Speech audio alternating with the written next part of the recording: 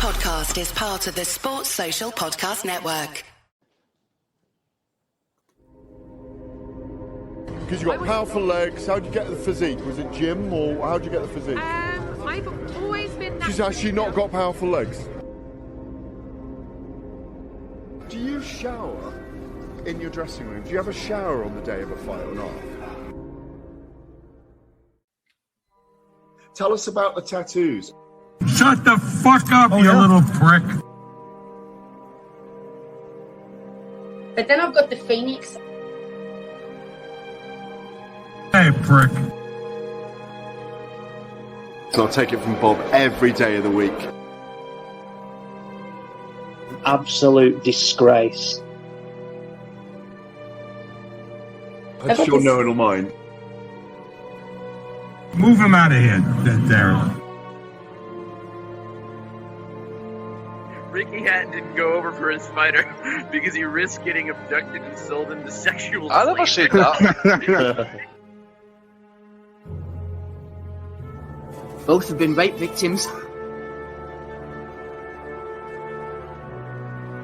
I'm not watching Frank Buglioni live on Saturday night. Out of your mind. Jesus Christ, get yourself a life. He's actually a priest. Yeah. It's because his brother John Fury eye gouged him. What have I told you all this time? He's going to end up sucked out, fucked out, looking for a handout. Boxing nutters messenger group. I'm gonna be the king. J-Pump. You know what I'm saying?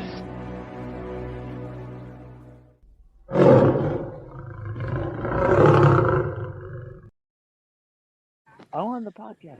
Welcome, everybody, to the 550th edition of the Boxing Asylum Nuthouse. With me today, Steve Wellings, Andy Patterson, and Donnie Baseball.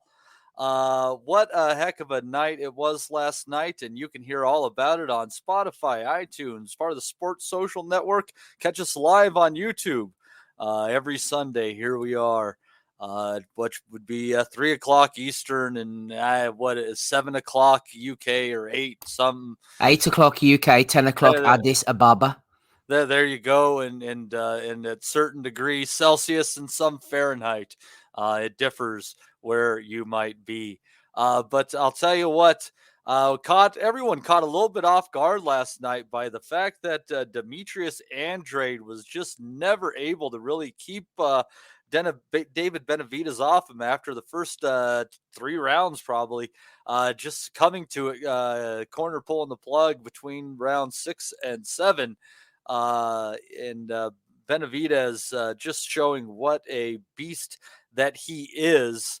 Donnie, you and I were talking prior to the fight, and you had seen Andrade from all the way back in his amateur days. Yes, you are that old.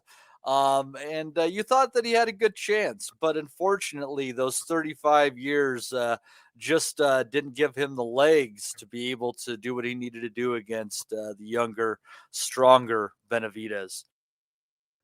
Well, I'll give him credit for this. I mean, he fought back gamely. That was a guy in the ring who wanted to win. He was a guy who, had been really, kind of, stopped at every juncture of his career. He made a lot of terrible management, business decisions. As Floyd would say, he didn't make smart investments. Let's put it that way. He signed with Jay-Z. Neither did Eddie Hearn. His whole career has been an exercise in how do you not manage a fighter? And if you were writing a textbook, you would write the textbook for Demetrius Andrade. A wonderful Olympic prospect. Great fighter, but just it just never seemed to come together for him.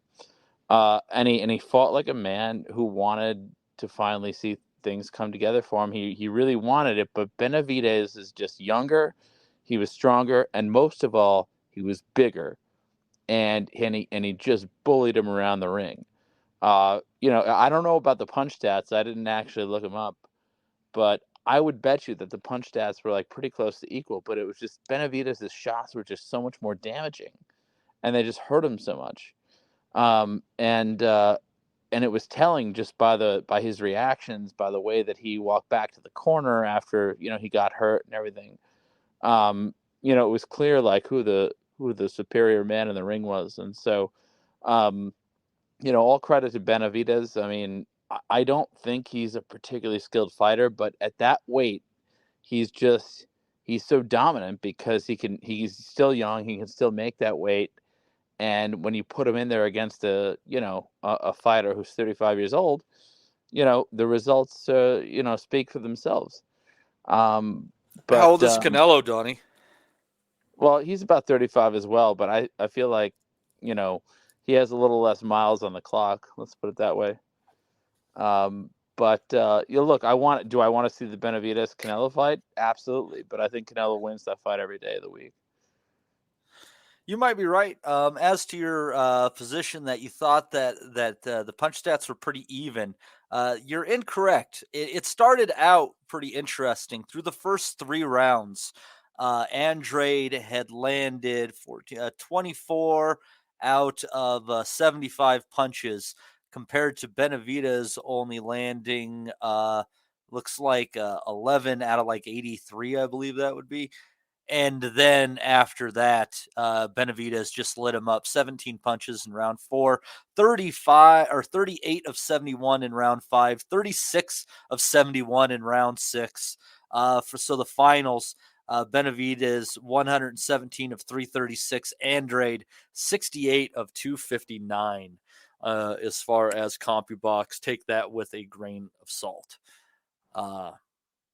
Steve, you on the Benavidez hype train with this one? You think he can take out Canelo, or do you think that Andrade, smaller, coming up in weight, older, just the perfect opponent at the perfect time for somebody like David Benavidez? Yeah, I don't think you can watch a fight like this and say, oh yeah, he's definitely going to batter Canelo, but because obviously styles make fights, Canelo's a different animal to Andrade. He's proven it time and time again, whereas this was Andrade's step-up fight after all these years. But each time we watch him, he's improving. He shows a little bit each time. He's got the freshness of youth as well. I look at it and I think, you know what, he's going to give Canelo a hard time, especially with body shots as well. And if he gets to round 7 and 8 without taking too much punishment and too many body shots in return, there's a good chance that he's going to give Canelo a lot of problems, because Canelo likes to fight at his own pace now.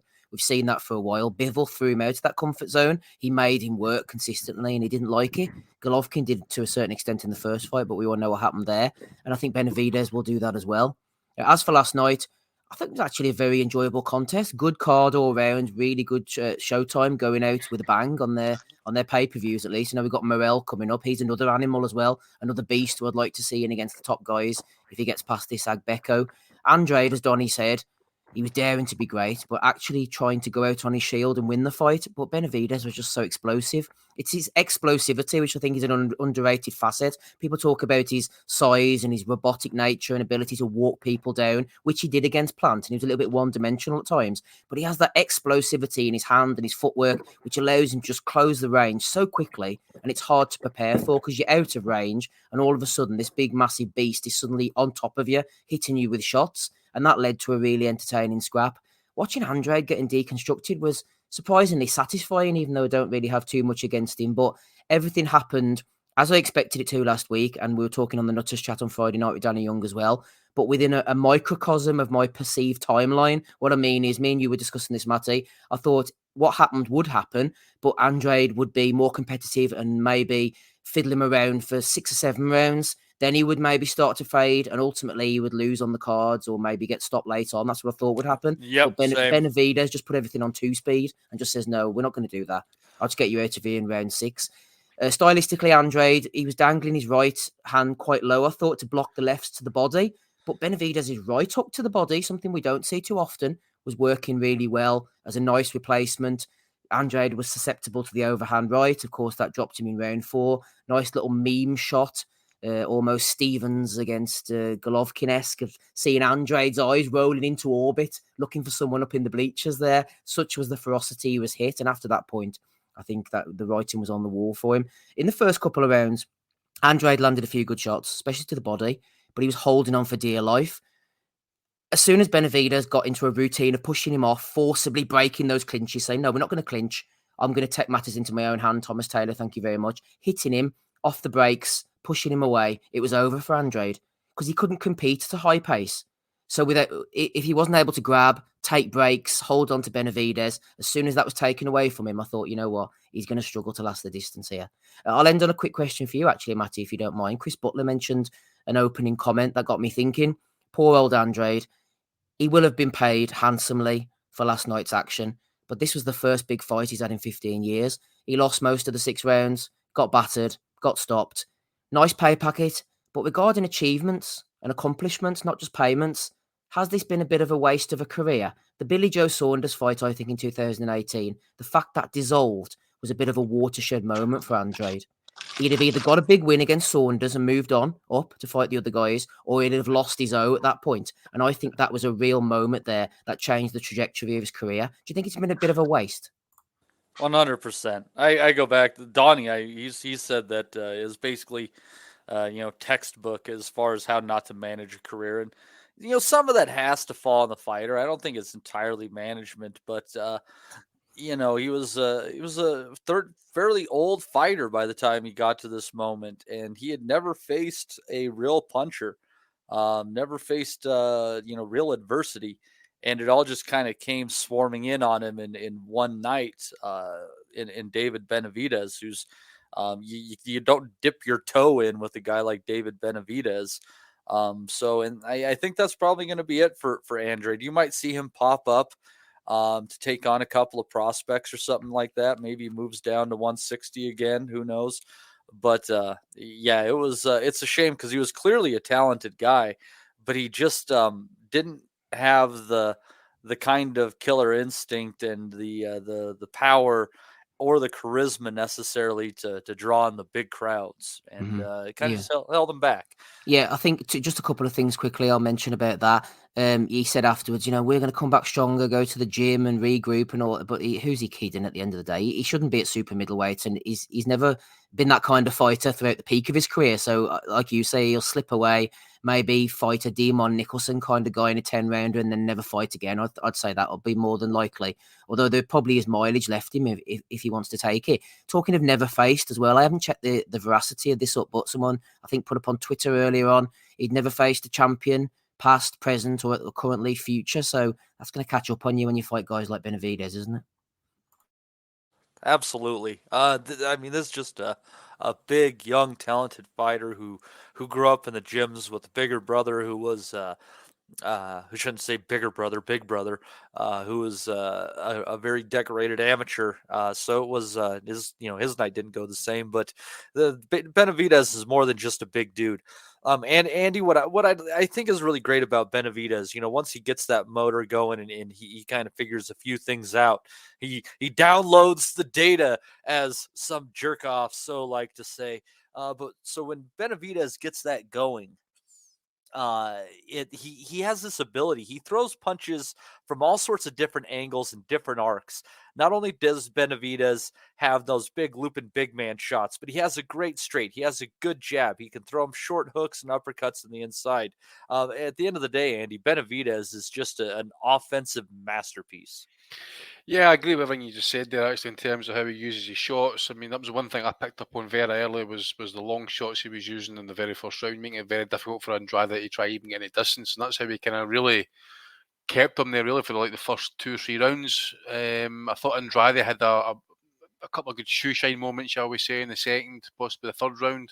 But you could gradually see Benavidez just gradually wear them down. Obviously, you've seen him with that right hand that dropped him.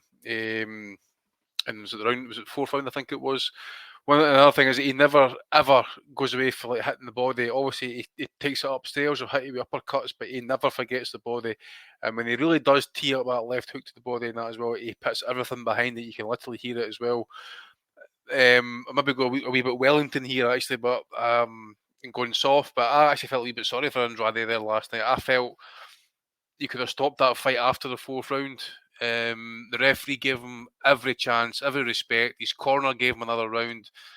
you can see the referee a bit concerned, calling the doctor in and that as well. But he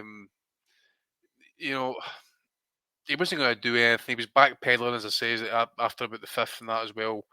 He was game. That's all I could say. But as Steve says as well, he should be up there. I really thought he might have caused a bit more problems, but really, he's fighting 2 fights really, and I mean, he's fighting really to kind of stay, just basically stay out of your harm's way. Then he's going to try and muster a kind of like an attack somehow, and then whatever attack he did put into place, it wasn't enough. It wasn't really putting a dent into Benavidez, who, by the way, does seem to be making the weight very, very fresh. He doesn't seem to be that kind of like that kind of like greyish way that people can look trying to make weight.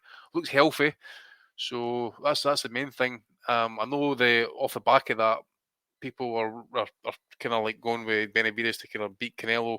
Totally different fight, I think, but again, we just need to wait and see how it goes at this point. Benavidez can only do what he can do. Fight was in front of him, win well, and then hopefully he gets the call. So hopefully we get to see it soon. This time next year, yeah, we'll go with that. But I think in the end, the right call was made. Benavidez, as I say, was beating him down, and Andrade was given every chance by his corner, by the referee, by the doctor. It wasn't enough, and it was only going ahead one way. It was really, if I had went another 1 or 2 rounds, you could start saying, "Look, listen, this is getting a bit ridiculous now. We need to start calling." It's getting borderline. But it was, I think, the right amount of punishment was taken after that point, and then the right call was made to call it, because it was only going ahead one way, and it was a bad beating.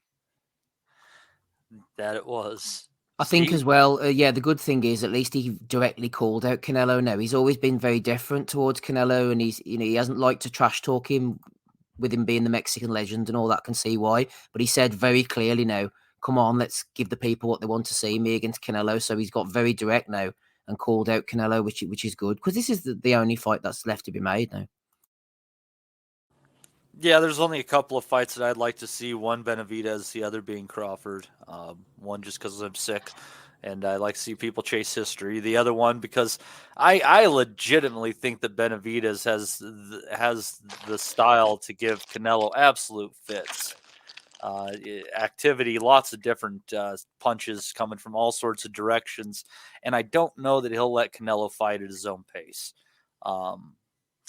Other than Canelo, Paulie thinks after seeing that last night, he thinks Canelo will actively try and avoid Benavidez. Possibly. I mean, I wouldn't doubt it. I mean, because it's a weird thing. Like, Canelo, how much more money will he make fighting Benavidez than fighting, I don't know, anybody else? To be fair, Canelo's never really ducked anybody. He hasn't ducked anybody, but he's definitely tried to shift all the advantages in his corner. Yeah. In other words, he'll fight you, but like it's going to be on his terms. Like, let's be honest, man. If you can go back for time immemorial in the sport, all the champions have done that. Every champion. I mean, they've all tried to kind of work it for themselves. You go back to the days. You go way back to the days, right? Well, yeah. What's the point of being the A side if you don't use it, right? Yeah, like when Leonard fought Duran in the rematch and fought him in that like 25-foot ring or whatever. I mean, it goes back all the way. I mean, always like the money guy, the house guy, like always has the advantage, and he always presses that advantage to his competitive advantage. Yeah, but Canelo's never ducked at anybody. Like I would be shocked if anybody who's saying he's going to duck him is crazy. He waits people out though. He waited Golovkin out, didn't he? A little bit, yeah. He might wait out Benavidez now if he's tight at the weight. Yeah, Leonard waited Hagler out. Floyd waited out Pacquiao. They all do it. They've all done it. That's the weird thing. Like, it's hard to wait out a fighter who's younger than you. I don't know. That's kind of a. Yeah, I know, but you cannot. If you got an eye for the sport, you're following their careers. You want to see how much punishment they've taken. I mean, look, it took Leonard to watch Hagler, basically go to war against John the Beast Mugabe, and then decide I can beat him now, and it still took him and then bugger about with the belts and get the rounds reduced and get the smaller, they get the bigger ring, thumbless gloves.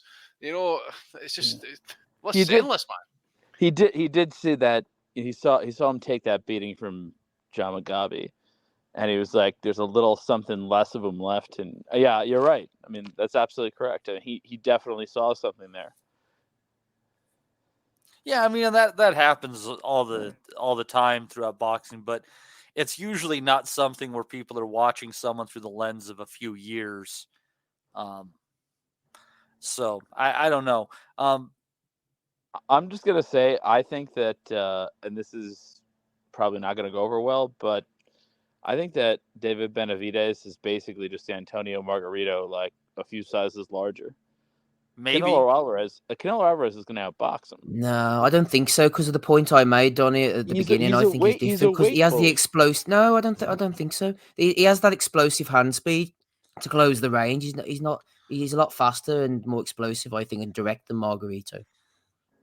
All right, well, maybe that was a crude comparison, but Margarito kind of was what his thing was. He had a good motor, a good chin, and he kind of had long legs compared to his torso, so he was able to cut off the ring pretty well. Yeah, but I mean, he's not going to be able to muscle around, Canelo Alvarez the way he did with Demetrius Andrade. Like Demetrius Andrade looked visibly smaller in that ring. Like he looked he looked definitely the smaller man.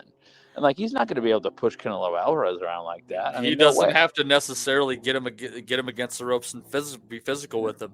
Benavidez is like 6 inches taller than Canelo.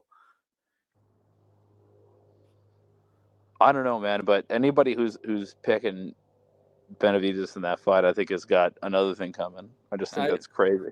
I thought the same about people who picked Andrade last night. Well, some people were drinking. Well, shout out to a few of them, actually, Matty. I don't like hitting people when they're down, but we've got Barry Murray here, who was on our preview show comments. I should be on the Value of the Week segment, right? You could be. £350 on Andrade to beat Benavidez. Remember him? 4-1 odds, Matty. Couldn't resist those odds, he said. Andrade to use those slick southpaw skills to dance to a decision win. And there's Matthew Boone at the top. Matty, see him on the screen. Hashtag it's me again. I'll be back for an energy check on the 26th, which is today. Lol. We've all seen Benavidez before, numerous of them. I ain't never seen a boo-boo before. I got Andrade knocking him down and outboxing Benavidez, like I say. There's the receipt delivered. I heard something very similar on Saturday. Right, I did you one better. And I freely give my consent for that to be. I've got text messages to prove it. What's the current exchange rate? Wait, what? For text messages?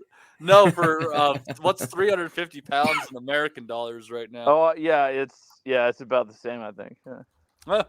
Yeah, I know somebody who lost $500 betting Andrade. Yeah, me too. I don't know who that could be. Some Egypt. Yeah. Some impulsive bastard. I used one of my free bets on the ESPN new app, and the free bets they gave me, I did a little bit of hedge, and I just took one of them was Andrade to win in a worst case scenario. The other was Benavidez by KO. Got that Benavidez by KO money. Got a new app with a bankroll once again. Got a couple of bankrolls going. It's good times in the Matty household. Thank you, ESPN Bet, for your free money. I appreciated that very much. Matty, can I just mention something before it slips my mind, because I'm old and I forget things, but this isn't the most important point of the night, but I know Showtime are closing up anyway, so it doesn't really matter long term, but the whole Steve Farhood thing, man, they're going to have to knock that on the head, him sitting at home and all, and in a high-profile fight like that, they're buzzing in Las Vegas, the crowd's going wild, and in between rounds, they cut to Farhood sitting on his couch for whatever reason. I'm not casting aspersions as to why he doesn't go to the fights, and he's just completely lacking any energy. The internet's all over the place. He's cutting in and out. I just think they're just Showtime are for the dogs anyway. But that shit's not working, man. They're gonna have to ditch off the likes of Farhood. Wait, I didn't see this. What are you talking about, Steve? He's been scoring from home for like basically since COVID, I think. Yeah, which is fine, but it's seeing a big fight like that. We'd say you got a Spence, Crawford, Davis, Garcia, and then last night, and you go into Steve Farhood's front lounge on his Wi-Fi, and he's just The energy just doesn't match up whatsoever, man. I think that's a terrible move from Showtime. No offense to Steve, he's a great writer and all, but no. Yeah, Showtime are finished now, though. That's the other thing as well. You've got loads of fighters with a platform, and you've got Al Heyman having burnt bridges about how many platforms now? Yeah, 5, 6. Yeah. Where was he going to go now? Amazon Prime burnt them to the ground? Wouldn't it be hilarious if somehow Al Heyman brings down Netflix? Oh, but amazing. Bring down themselves. Send him over to Disney. Or no, that content isn't wholesome enough for Disney. That wouldn't work. But yeah. Anyhow, that was a good fight. Man, Donnie's that's so weird. He's in and out and in and out. Is he back in? Nope, maybe he's gone now. Anyhow, so anyhow, other than Canelo, Steve, who might you want to see Benavidez fight before we move on? David Morrell, I think, which is a funny last fight for Showtime against this Sena Agbeko. I think he lost to Shishkin a while back, so he's no great shakes. Morrell, he has his little stronghold in Minneapolis. He loves beating people up. He's got a bit of previous. He's a hard puncher. I think he's going to be very difficult for anybody at the weight to beat. Don't think they'll make it against Benavidez. I think they'll keep them their separate directions and try and get one or two of them big fights elsewhere. But I don't know. If it's not him, I'm not sure what they'll do.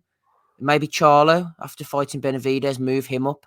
He looked pretty decent. I'm just thinking what they'll do. I wouldn't want to see that. But, something like that, it's a bit of a PBC move, isn't it, though? Yeah.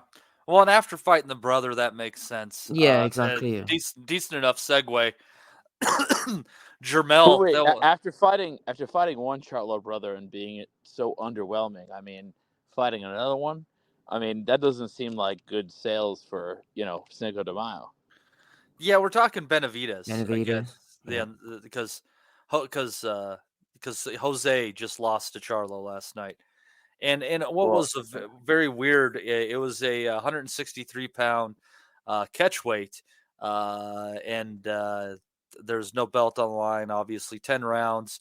And at which point Charlo came in a couple of pounds overweight for the fight still.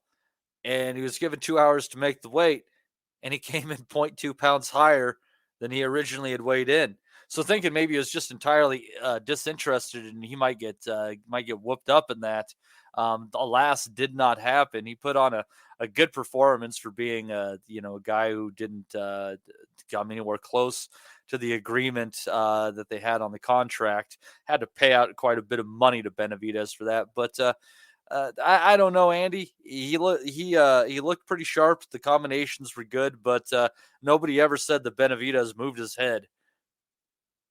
The Charlo fight, mate, I never seen it. I was struggling to get the full file of the whole broadcast. I only caught the Matias main event and who was the other one? Garcia. Yeah. So, Steve, why don't you hop in on that one? Yeah, I don't know what Charlo's at the moment, mentally and physically. Coming in over the weight isn't a great look. I actually thought he looked really sharp. The two of them had nice little bellies, and Benavidez is tough as hell. He is a bit of a character. Took his licks, hadn't got the power to trouble Charlo, but Charlo looked really sharp. Jab was working lovely, overhand right as well, uppercut was flying in. Benavidez was trying his best, but apart from a bit of bravado later on in the fight, there was no love lost between the two. Both very spiky characters. Charlo, I do worry about where he's at mentally. He's always been a bit of a strange character, but they ask him a question and he just completely answers it. Maybe he's a bit of a tactician and he's not trying to give too much away, but he is such an odd character and you wonder whether getting punched in the head is probably the best profession for him. But that said, 10-rounder, he thanked the WBC, as he might, after being 2.5 years out of the ring. Let's just hope he gets the weight off now, gets back down and fights some decent people before he retires. As for Jose, yeah, I think I don't really know where he's going in his career at the moment. The PBC are obviously looking after him. He'll beat the lower level of opposition. He'll always be tough. Only Crawford caught up with him very late and stopped him. Apart from that, he is a pretty tough dude. But yeah, apart from that sort of ruggedness, I don't think he has too much to offer. But it was well matched, and to put these two on before the main event, it got the crowd going. There was a lot of heavy shots being thrown, a lot of shit talking. Good beards on display, good power punching. I think the way they matched the card up and the way they put the schedule on was well done by the PBC, and putting these two guys in together was a bit of a masterstroke from Tom Brown or whoever was matchmaking. Yeah, that I don't know, man. I'm so underwhelmed with the Charlos. I just kind of, at the end of the day, I couldn't give a fuck. I just more or less give lip service at this point in time. One of them out of the ring for 2.5 years. The other one totally phoned in his biggest payday and just couldn't seem to give a shit about his non-effort. It's really tough to get behind those guys. Anyhow, and what was a very entertaining fight while it lasted, Ergashev sure tried to take it to Matias early, and he looked good, turning corners and just kind of lighting him up. But slowly but surely, Matias punched his way into it and punched the fight out of Ergashev, quitting after the 5th or the 6th round. But Andy, that was man, that Matias, there's something about him, man. He doesn't like blast you out of there. He just makes you not want to do it anymore, which is something in itself. Absolutely. I mean, there's similar parallels between this fight and what happened in the main event. Actually, it's like Ergashev only lasted really one round to have an effort. It was the first round. He buzzed up Matias very early with a left hand. Started very confident. He was catching Matias with combos, heads, and straight lefts. So I thought it was a really good opener by the challenge. I think this is going to be a really good fight. And then for some reason, he's just decided, right, okay, I'm going to go in the pocket with this guy and I'm going to battle outside the ring. And Matias just started landing more, and he just, it was more his office, so to speak. And then by the 3rd round, he's putting some real serious heat on Ergashev, and he's taking body shots, he's taking more uppercuts. I just thought by about the 4th and 5th, Ergashev was looking lost. He was looking a bit of a spent force, shall I say. As I say, he had a great opener, and by this point, he's just looking like he's absolutely falling apart. Maybe it's just a lot to do with the shots that he's taking. He's just not fancying it anymore. But certainly something that he took in the very early half of that fight, it's really kind of got him kind of nah, I don't know what you say. I don't want any more of this. So to be fair, just what can you say, mate? I mean, Ergashev, he just sat it out, shook his head, didn't want it anymore. It was just basically a quit job. I know somebody said about Andrade saying that he kind of quit and he's still in that as well. Could say the same about Ergashev and that as well. He wanted no more. Matias was just landing more heavy shots, and he had no answer for him. For some reason, he just wanted to get in the pocket with him for some reason, and just wanted to try and have it out with him. Which, off that performance, at least, it's a wrong thing to do. Got to keep that guy at distance and try and box and move as best you can, and just try and keep away from his heavy thudding shots, because eventually, if he does get to you, he will just keep you on the ropes, try and get you in the ropes, and just break you down eventually, because the power seems to be legit, mate. It really does seem to be legit. So it's going to take an exceptional boxer, I think, to really kind of deal with him, I think, and someone who's really cute on the inside and that as well with him. Yeah, I'm trying to think of who that might be at 140 pounds. It's a fairly deep division. There's got to be a couple of names that could really give him a rough Lopez. Yeah, Tio, absolutely. That would be a good fight. Progress. Well, he's fighting Haney. Well, here's Haney come up. Haney could really that's an interesting style matchup. 100%. I doubt we'd ever see that. I think it would be funny to see Rolly Romero take him on. Who wouldn't want to see Rolly Romero face Matias? He'd kill Romero, wouldn't he? A live execution on pay-per-view. Destroy him. Gary Antoine Russell, that'd be a fun fight. Two of them straight at each other, heavy punches. Yeah, and Gary can swing quite a bit. You're right. Yeah, they're looking for a title. I think he's fairly highly ranked. I have about 8 tabs opened up for our previews, so I'm not gonna go looking at the rankings in here. But he's 17-0, 17 KOs, isn't he? Matias is 20-1, 20 KOs. Stick him in and let him flip and swing it out. It's great to say as well, because Matias is 31 now. I mean, he's all the fight he's ever going to be at this point. So let's get the big fights made at 140. So if it's, as you say, if it's Romero, if it's Prograis Haney winner, Lopez, I don't know if he's vacated the WBO belt, he's still floating about. What's his deal with Top Rank? Is he a free agent now? I'm not sure about that. It's all very confusing. It's all very confusing. And of course, as well, we don't know what's happening with the PBC fighters in terms of networks, that type of thing. So will they get to cross over? Big Al's got to do something about with them. I don't know. It'll be interesting to see what may come of it. 140 pounds is hot. 135 is. And I kind of look at him a little bit interchangeably as it may be. But Steve, this was a really fantastic war, kind of while it lasted. But much like Jeremias Ponce, he figured he'd stand in there, and it just didn't work. But it was definitely a good bang for your buck while it lasted. Well, it was a lot like the Ponce fight, actually, wasn't it? That's a good comparison. The same again. Ponce came and put it on him for that first round, threw a lot of shots, tried to get him out of there. Ergashev did exactly the same. I think he didn't wobble him, but he sort of caught him off balance with a bit of a left hand to the body in the first round. And you thought, oh, this is going to be interesting. But Matias, man, he's must-see TV for me. I think he's one of my he's probably my favourite fighter at the moment. I just love him. I think he's class, man. He's proper bloodthirsty. He just beats the shit out of people relentlessly. He loves a fight. He has that loss on his record, but we all know there was extenuating circumstances for that. He's bounced back from someone dying in the ring, which is no small feat, man. That destroys people mentally. And he's come back, and this is the fifth person, me and Dominic Henry were talking about this off air, fifth person in a row who's retired on their stool now. He just makes people quit and say, fuck this, man. I don't want any more against this guy. He's just too much for me, including a win over Ananyan, who beat him before. Ponce was the same. His dad pulled him out, said, right, that's enough. Ergashev, absolutely the same. Sugar Hill in his corner, beast, could punch. The body shots just killed him. When they were going to the head against each other, Ergashev was able to duck as best as he could, but Matias just stood there and just started hitting him to the body so hard. Ergashev just couldn't put up with it, man. He was knackered.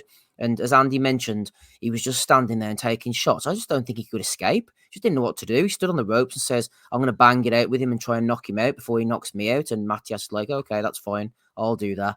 Ergashev's styles worked for him for so long against lesser opponents. He just couldn't or wouldn't able to do anything else.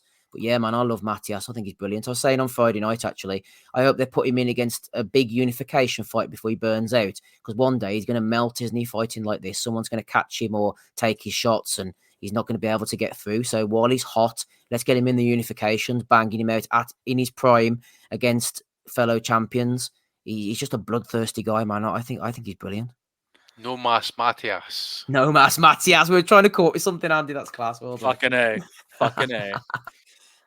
Yeah, it was that was not the upset to be, but below that there was an upset to be coming in about 2-1. Lamont Roach taking out Hector Garcia with a very, very close split decision. Which I thought he had more rounds in the bank than that. It was a questionable knockdown call by Tony Weeks in the final round, in what on closer inspection really did seem to be a shot behind the head. But I'll tell you what, Steve, it's just one of those things where luckily Weeks' incompetence was able to save Roach from the incompetence of the judges, handing him a 130-pound strap in the process in a fight where I really thought he earned it, especially down the stretch. Yeah, that's a really nice way of looking at it, actually. I hadn't thought about that. I always shudder when I see Tony Weeks in the ring. He's my least favourite referee, man. I can't stand him. But in this one, he didn't have a chance to bugger things up, so fair enough. But as for the judges, I agree with you. I heard a few people saying, oh, Garcia deserved to get the win. I didn't see that at all. I thought Roach is one of these guys who's always had the talent, good amateur. He's had it within him, and you see him losing to Jamel Herring, and I automatically think that kind of puts him at a certain level. But I remember the fight against Herring, well, to a certain degree, and he buzzed him late on and just didn't put... He's one of these guys who didn't let his shots go, didn't put his punches together. And there was times in the middle of the rounds here where I thought it was going to be the same, but Garcia was so passive. I wonder whether he's one of these guys who was on a really good run, and then he got battered by Davis, hurt so hard, said he couldn't see, worrying signs. Now he's lost to Roach. Is that him now on a downward spiral? Is he going to start losing fights now? And with sort of the way the unbeaten record goes and the mystique as such disappears. And he struggled against Gutierrez again, said this on Friday night late on in the fight. So with him and Roach going late, I thought maybe Roach can get the win, but the scores were ridiculous. 116, 111. That was a Robert Hoyle score in favour of Roach. I thought that was fair enough. As for 114, 113 to Roach, all based on that fake knockdown, really. Cuffing left behind the head, sort of pushed him to the canvas. Weeks called it 114, 113 in Garcia's favour to DeLuca. As the commentary team said, if that knockdown hadn't been scored, which wasn't a knockdown really, then it would have been a majority draw or something, and Roach would have been robbed, man. I thought it was bullshit. He outboxed him for the majority of the contest, outlanded him. Garcia was very passive, standing back on his shots. A lot like Gervonta Davis, actually. Before we saw Garcia motoring forward, throwing a lot of shots, but he was a lot more passive and just throwing one shot at a time. And I don't know whether he's the Bob Santos. He seemed to think he was doing all right. Last round, I thought, right, they're going to give him a firecracker up the ass here and say, you need to go out and throw a few shots. He was like, touch the body and be conservative or be safe, something like that. And I was like, bloody hell, man. I don't think that's the fight I'm seeing, but Bob Santos saw that, Matty, and the judges were seeing the same fight as he was, and he very much nearly got away with the decision. So, yeah, fair play to Roach. Deserved it. He did, and it'll be interesting to see where they take him next. I think my boy Otar Arenosyan is ranked closely behind him. Get him in. Yeah, I want to see him get his chance. I think Roach is a good opponent for him. Andy, did you catch this one? I thought, yeah, for me, a lot of people said it was boring, and I don't necessarily think that this was a boring fight. I think compared to some of the fights we've seen recently that were definitely boring, like the Shakur Stevenson fight, I thought that there was enough going on. There was the shots that they did find were clever enough to show that it was a pretty tactical affair, fought on a fairly high level at the end of the day. I kind of get where you're coming from, but I did think there was not enough activity in the fight for me, and I personally don't think there was enough activity coming from the champion. He spent a lot of it on the back foot, a lot of manoeuvring. Really, when Roach was kind of like happy to kind of like spear his jab out and let a few combinations go, that type of thing, and that as well. But I'd seen a comment as well. I just wanted to, I'm sure I'm right in saying this, but that knockdown, practically with what if it wasn't for a knockdown, that would have been a majority draw, I think, or split draw, draw. So I'm sure it is. So I don't know. Maybe it's the type of thing it should have went to, like, so, you know, like you got the kind of like the replays at ringside and that type of thing. For anything contentious, it could have looked at it that glad way. it didn't, because I thought Roach earned the fight, and the judge almost fucked it. I get that. I was like, I get that as well, because that's what I'm kind of saying. I mean, look, in the day, Garcia wasn't really active enough. Sometimes you got to really take it to the champion. I think, at least in my opinion, I thought Roach was doing that. He was pressing the fight, at least trying to make it a fight. I personally think he won the fight. I got like a 116, 111 type scorecard, possibly. Definitely won the fight for me. I was disappointed in Garcia, in my personal opinion. I thought I was expecting far more for him, actually. And what he delivered, I don't know if it was injuries or if it was an issue with the weight. I don't know what it was, but he just was not what I expected him to be. And it says his lack of activity suggests to me, at least, that he either had issues with the hand speed, what Roach could sometimes put together, or he wanted to try and pace himself, or he expected a kind of longer, tougher fight and that, but was not impressed with him. And then obviously he got rocked pretty heavily in the 11th. I know the kind of knockdown is a bit suspect, that type of thing as well, but the way he kind of like reacted to it as well, and that it did look like it, because I had to rewind it a little bit, and I still couldn't see it really kind of land in real time either. It was like a cuffing left hand behind the head. He almost sort of pushed him down to the canvas, didn't he? The way he kind of shuffled across the ring and fell on the ropes, it kind of like maybe sold it a wee bit, possibly. Yeah. Yeah, I feel like Garcia, that I just kind of feel like he's a guy who, after he got punched pretty good, is kind of a little afraid of taking a shot now. He just that fight against Tank. I agree. He got a good payday, but I think that fight changed him forever. Yeah, rewired him a bit, didn't it? And that whole business afterwards saying, "Oh, I can't see, I don't know where I am," and all this, that was worrying, man.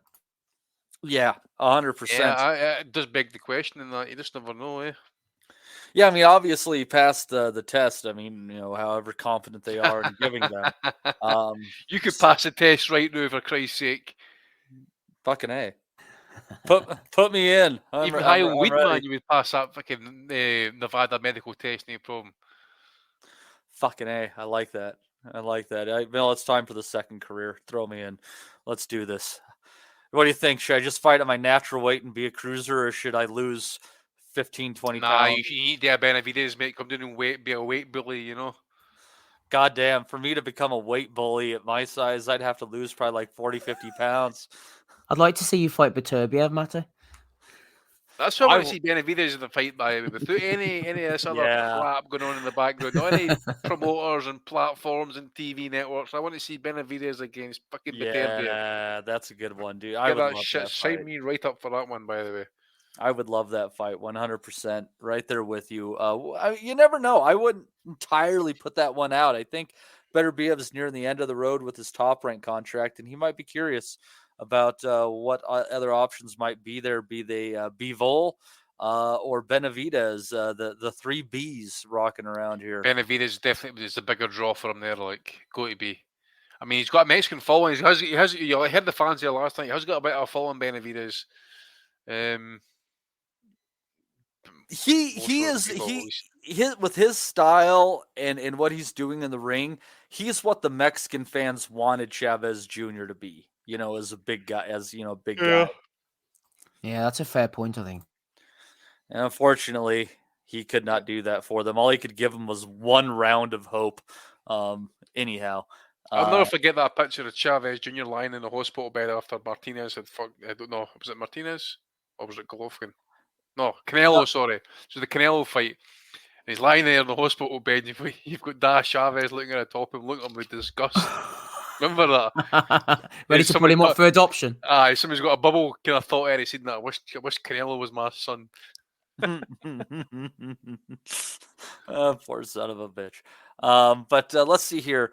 Andy, I don't know that you caught anything else on the pay-per-view portion of the telecast. No. Steve, you were able to catch Lipinets and Rivera, as well as Vito Milnicki working his way up from his defeat. God, that's probably been 10 fights ago now. How'd you like the action?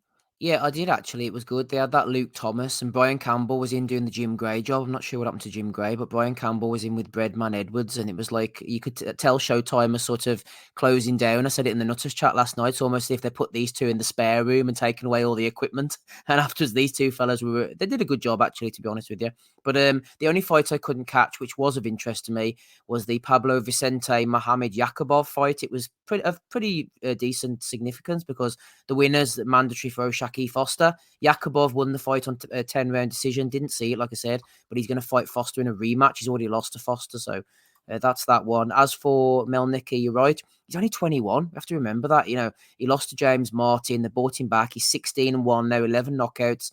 Really good puncher. This was a good win against Flores. He was no world beater, but he's shown reasonable form at a decent level in the past. And Milnicki was going through the motions for a minute and a half, and then caught him with shots, dropped him 3 times. Referee said, right, that's it, get rid of Flores.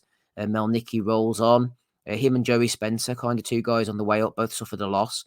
Watching them bounce back is interesting. And the other fight, Lipinets against Rivera. I picked Lipinets on points on the prediction league. Just thought he'd have too much for Rivera. He kept coming forward, throwing a lot of shots, but he looked slow, man. He took too many. Once Rivera got into his groove after about the 5th round, he got the jab going. He was moving. He was ducking Lipinets' shots, landing some nice counters. He looked really good. 97-93, fair enough for me. Rivera rolls on. Lipinets, they'll keep on throwing him back out against fighters of lesser ability. He's a grinder, but he's took a lot of shots now. He's, as you said, Matty, he's fought. It's quite a condensed career. He was fighting like Garcia in his 12th or 13th fight, and here he is now sort of being shelved up in a crossroads fight against Rivera. But Rivera's good. He can punch. He's not going to beat the Frank Martins of this world, but at a certain level, he'll be in exciting fights, and kind of glad he won, really, even though he did scud me on the prediction league. Yeah, I'll tell you what I would worry me about Rivera is he did get hurt in the later rounds there, and I don't think he has the tank or the legs to get through 12. Yeah, he's been dropped in the past, hasn't he, as well? Albeit by legitimate punchers as well, like John Fernandez. So and Martin. Yep, good point. Yeah. So yeah, that was a pretty damn good last pay-per-view by Showtime. Gonna miss him. Not gonna miss paying $75. But at least this provided good action for the money. And at least I had a picture and was able to watch it from the beginning, unlike Donnie, who's apparently just has shitty internet altogether. And he tried ordering it, and the screen was just black. Did not go well for Mr. Baseball, unfortunately. And you wonder what if anybody's been watching it from our vantage point. Donnie goes in and out of the room while he talks. It's the strangest thing. And now he's disappeared for like more than 20 seconds. So it's a mystery if he'll be back or not. Mm-hmm. We shall find out. What was not a mystery was how much fun the fans were having in Ireland last night as Katie Taylor was able to get revenge with a majority decision victory over Chantelle Cameron. In a fight that, I thought that there might have been a little bit of bias from the direction of the commentary crew. I thought that the draw card was a little bit closer to what happened. 96-94 Taylor, I could see. I kind of thought that it could go either direction, to be honest with you. But it was a really good fight where, it's just late down the stretch, Taylor's probably doing a little bit too much holding and kind of took a little bit of the shine off of the entertainment value. But Andy, I thought, honestly, it was a fight that could have gone either way, but Katie probably deserved to just barely nick it. Didn't agree with the 98-92, but I thought she probably did just enough to win the fight if you consider hometown advantage. Yeah, she started kind of aggressively, but I did think the jab that knocked her down should have been called as a knockdown. That's one thing. I think the scorecard, you're right, 98-92 was a bit wide. End of the day, look, it was a kind of. It was a bit of a kind of aggressive opener, but I did think as well, as I thought Cameron was kind of like standoffish a little bit in that as well. But you could tell in that as well with the pressure on Katie Taylor. A lot of people obviously wrote her off. I thought she would have got beat as well. Really thought Cameron would have really kind of like stepped it up for like the last fight. Hasn't really done that. I wouldn't go overboard by saying it was absolutely thrilling and all that type of stuff. It was just a bit of a brawl really. There was not much in terms of like quality. I don't think in that as well. To be fair, as you mentioned the holding that as well. And obviously you got Cameron with that bad cut. I think it was caused by headbutt. I think she was caught with that swelling pretty early doors. I think with a potential head clash, and then it's just gradually got worse over the course of the fight. But at the end of the day, look, fair play to Taylor. As I said, a lot of people kind of wrote her off. She's come back well. I would probably need to say we want to see a trilogy at least. I would love the trilogy to go 12-3s. I don't like the 10-2s. I keep saying it, especially at this level. I think these women should be giving us 10-3s and that. Sorry, 12-3s. Sorry. I just think it would be a wee bit more entertaining. I just think it looks like I keep saying it again. The 10-2s, it's just too frantic. It's just too short, and I just think we could get a wee bit kind of more a clearer winner possibly over 12 rounds, especially over 3 minutes and that as well. So I'll leave it at that. But definitely the knockdown should have been scored for Cameron. Sorry. And that would definitely have swung out one of the scorecards. Definitely, I think. I'm trying to remember what were the scorecards again. Sorry, I know that the one big was a draw, I think, wasn't it? Yeah, one eye. And then I'm thinking 96-94 and 97-96. So 96-94 was about right. We could have ended up a draw in that fight, and if that knockdown had been scored, That's right. That's right. I think it would be a majority draw. So I think we've got to have a third fight, honestly. And I think if she wins that, Taylor, I think she can then call it quits after that. Great career. And she'll walk off in the sunset, so to speak. So, Cameron's done her bit as well, but I expect a bit more for her. I believe she's a fighter who really thrives on confidence. That it's going to be sound weird to say this as a unified champion, but there's maybe a wee bit lack of self belief there. Sometimes you got to kind of like gear up to get her going. Sometimes maybe it was just a lack of that. Maybe it was just her being champion. Maybe just I'm not going to say a lack of effort or hunger or whatever it is, but maybe it's better to be the challenger than it is sometimes to be the champion. It's harder to be champion for some people. I'll leave it at that. Amen. Steve, how did you feel on the scorecards and where you might have personally been scoring the fight at? I kind of thought the commentary wasn't calling a bit of Cameron shots on that one. I thought specifically she caught Taylor with a few good uppercuts coming in that didn't seem to get mentioned as well. And like I said, probably lean Taylor in it, but I kind of thought it was like the Serrano fight.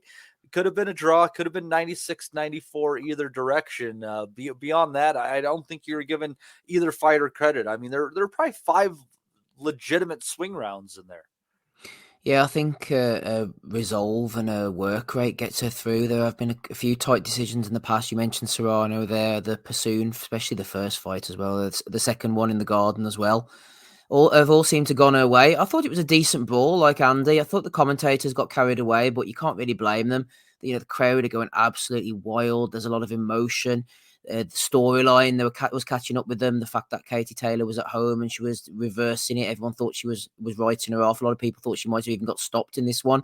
And she was sort of not only turning it around, but just dragging everyone along with her to get this win at home that she's wanted for so long.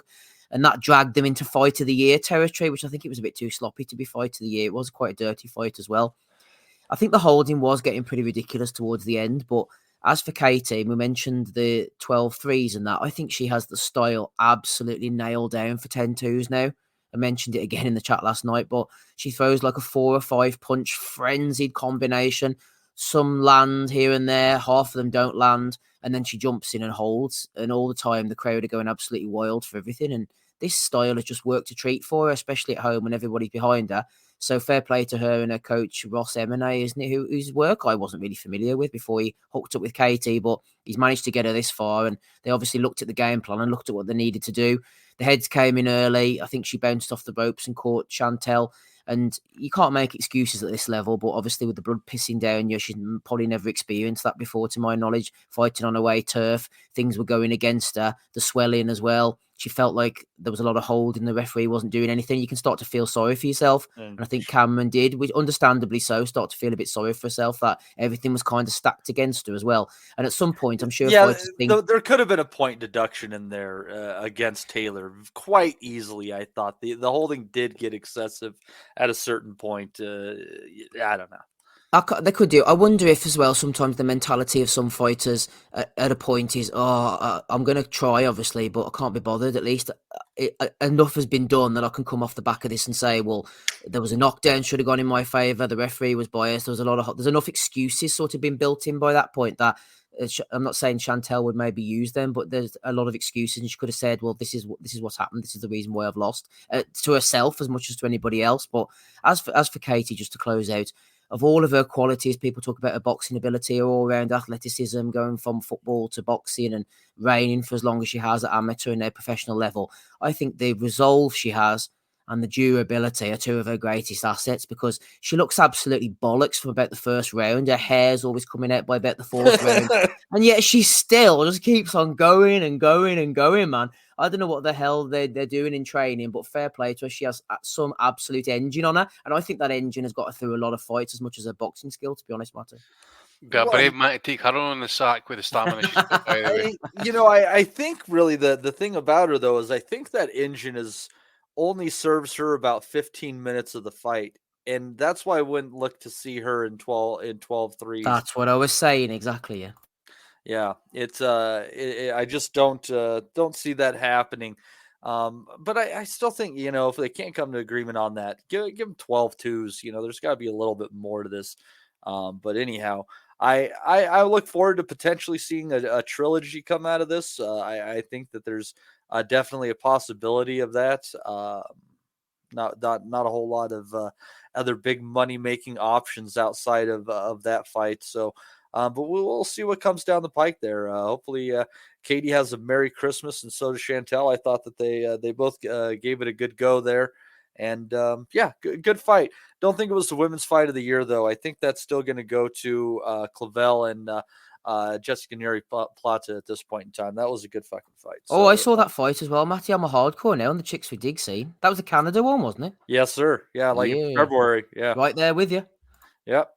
Good freaking fight. So, it was but that was a pretty damn entertaining fight. I definitely enjoyed the main event.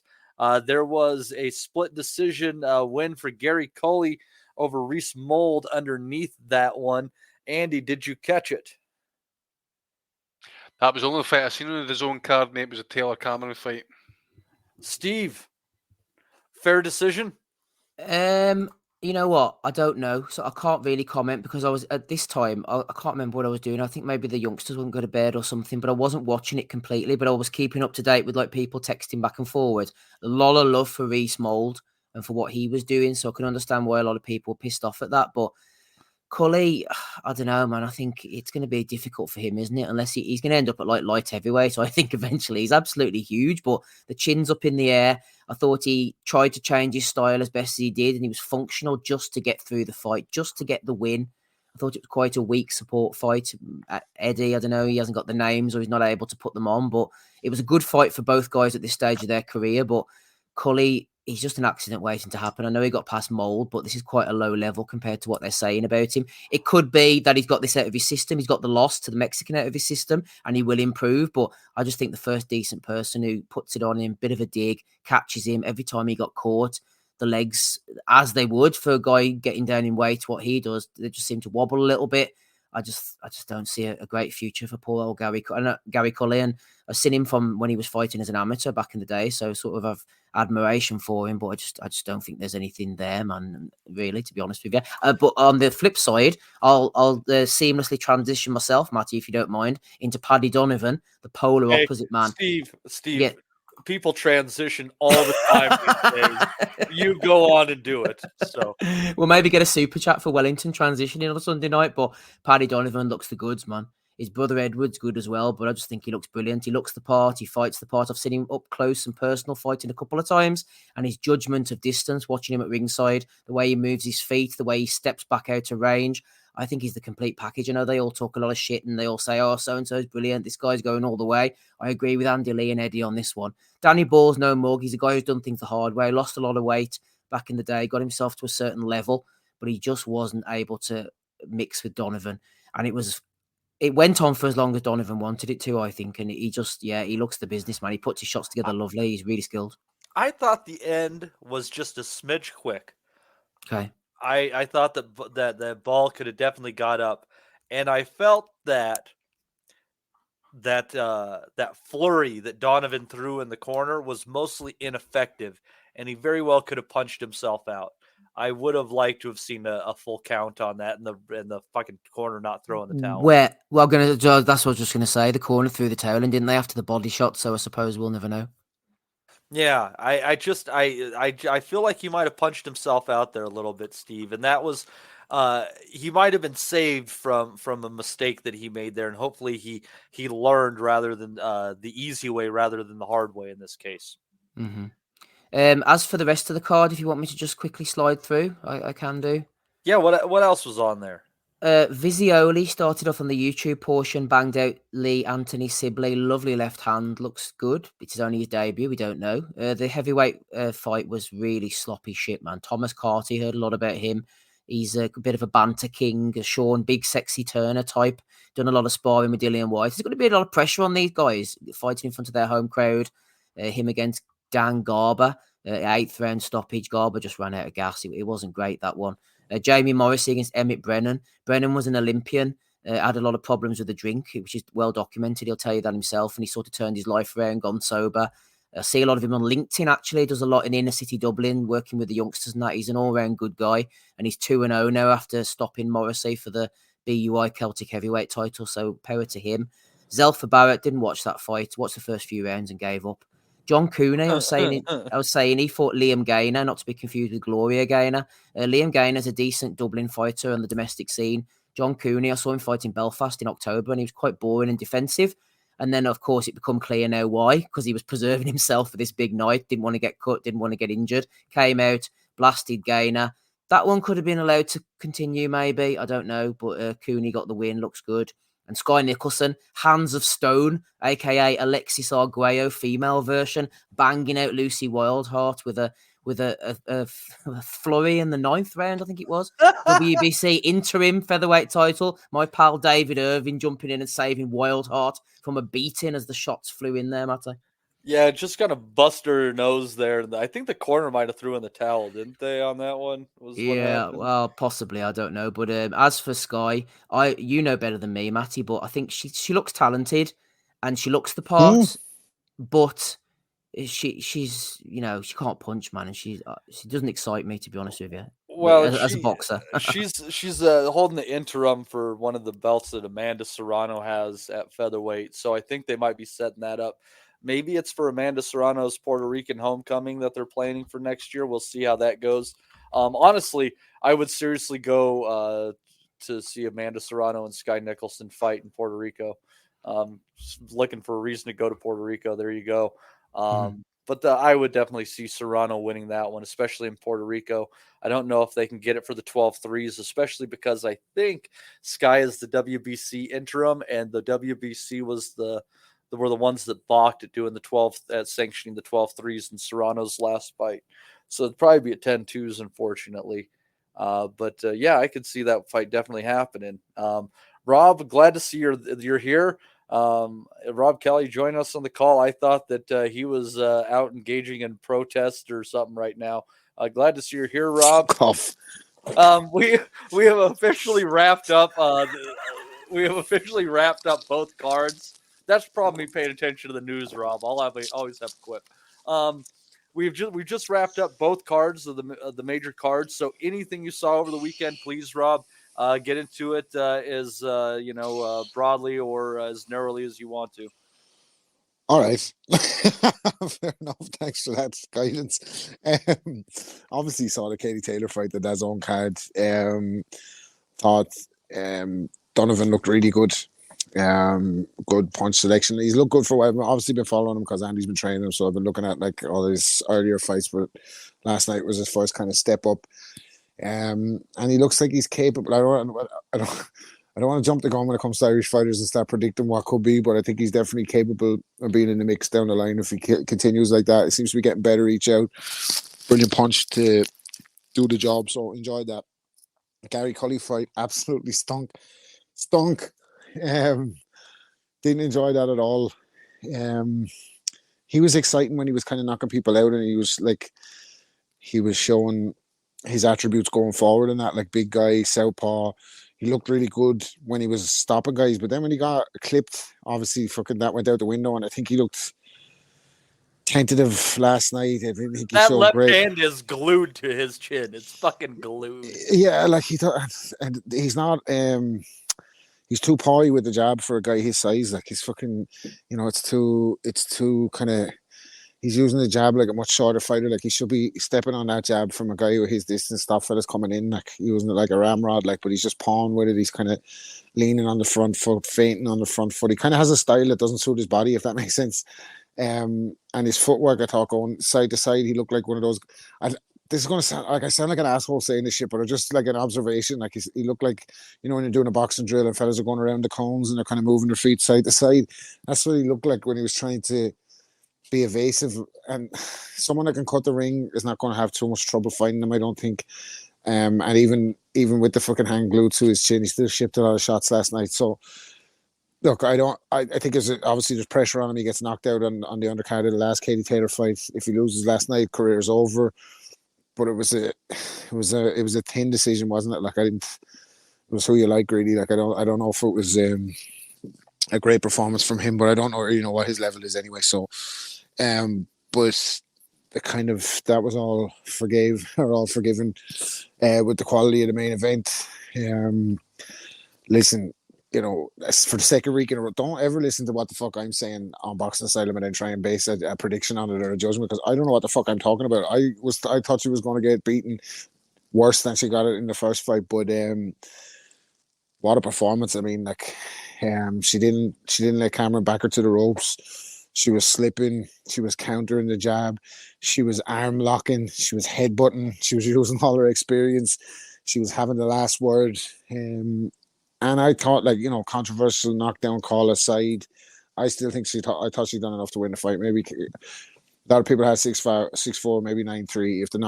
If you have it 6-4, then the knockdown makes it a draw, and Cameron holds onto her belts. I'm sure she is bitterly disappointed at losing her world title, but she is going to get the chance to make more money than she's ever made, or any probably woman in her division can make. By having a rematch if they can get it at a bigger venue. I don't think it's going to be at Croke Park, but I do think it'll be at a bigger stadium. Jamie Moore apparently said afterwards that he's not coming back to Dublin, so maybe they will do it somewhere else. I don't think Croke Park is going to be doable, but it was an amazing night for her, and that was the kind of finale that you would have wanted to see her have. Now I know she's going to have another fight, and she knows that's a potential money spinner as well. In the 37, you kind of would want to see her retire, but the performance last night was fucking sensational. So many combinations, and just using her experience and ring generalship to get through. And I thought Cameron, for the first 4 rounds. Kind of let it slip away from her because she couldn't get into the fight. Down the stretch, I thought she abandoned the body work that worked so well for her in the first fight, and then down the stretch she came on strong. But she's nothing to be ashamed of. It was a very close fight between two high-level women's fighters, and I liked that Taylor actually was a little bit more like the impression that I do of her last night post-fight, where she had a bit of brashness about her, and she was like, "Never rule me out. No, anyone that ever says anything about me, don't ever rule me out. They don't know me, those people." And I thought she had a deserved moment, is what I'd say about that card. So that was brilliant for Katie Taylor. Hopefully she doesn't carry on for too much longer and end up kind of losing. She's had a redemption here. Maybe they'll do the trilogy. Maybe they won't. Maybe there'll be another Serrano fight. Maybe Baumgardner. Maybe Baumgardner, who's recently presumed herself innocent, will get a shot. Maybe at 35. Vindicated. I hear for all those who were working on and helping me work on the Free Obanov campaign, it's actually after picking up a lot of steam because we've had the judges ruling that she's guilty of a brutal murder. And there was a 99.9% match to the DNA of the bat, but we've gone to an independent lab and they've come back and said there's a 0.001 chance that she didn't do it. And if the bat don't fit, you must have quit. You know what I mean? So that campaign's picking up steam. We've declared her innocent, and we're expecting her to be let out of jail any day soon. I don't know. I don't know where the fuck I was going with that one. But anyway, yeah, we get to Baumgartner later, I'm sure. But yeah, the main card then in the States. Again, don't listen to me. I was saying I thought Andrade would give Benavidez a more difficult night. Obviously, he's not done up at 68, but Benavidez, we hear one of Steve's favorite phrases is, "He's beat this guy the way he should beat him." Like, we expect him to beat Andrade. Well, all right, he's got out and he's fucking smashed him up, hasn't he? Like, buzzsaw, cuts the ring, young, throws a lot of punches, doesn't really abandons his defense. He's a scary guy, like, and I really don't think Canelo's going to fight him. I'll be honest with you. I don't think that fight's going to happen. I think we get something different from both of them. But I think Benavidez could probably reign long at 68 and maybe go up to 75 along the way. In terms of Charlo versus Benavidez, other Charlo and other Benavidez, I didn't even watch that shit, man. I was like, he came in, 3 pounds over the weight or something. I just didn't watch that. Like, when I saw the result, I was like, I'm not watching that back. Like, I don't know how he looked, but maybe he's a fill me in. But yeah, that's about as much as I saw. Do you not see Matthias, Rob? No. No. I haven't got to Matthias yet. Man, you got to get on board. No. I've been looking at I've seen all the interviews and that, like, and just the clips, but I haven't actually seen the fight. I had fucking so much shit to do today, but I'm going to get to it for sure. It's worth it, man. It's good. Yeah, people are saying that, like, the only two people that could beat him are maybe Haney and Tank Davis. I don't know. I'll have to watch him. Like. Yeah, I think you might actually enjoy Roach versus Garcia. I think there's something that the purist in you might don't inflict that on him, Matty. Come on, he's only got so many hours in the day. I don't know. What? Be like Andy and watch it at 5 times speed. It's just like a big long episode of Benny Hill. Oh Lordy, this is us. This is our life. Anyhow, let's see here. Do we have some questions or comments in there, Steve? Yes, I think we did floating around. I can't remember what they are though, Matty. So it's like the blind leading the blind here. Yeah, we got a few here. First one is from our friend Matt Butters, who joined us on the call last week. Said, interested to hear what the lads think about the December 23rd card that's just been announced. People split on it being a good card with decent names versus just a bunch of mismatches backed by the Saudis.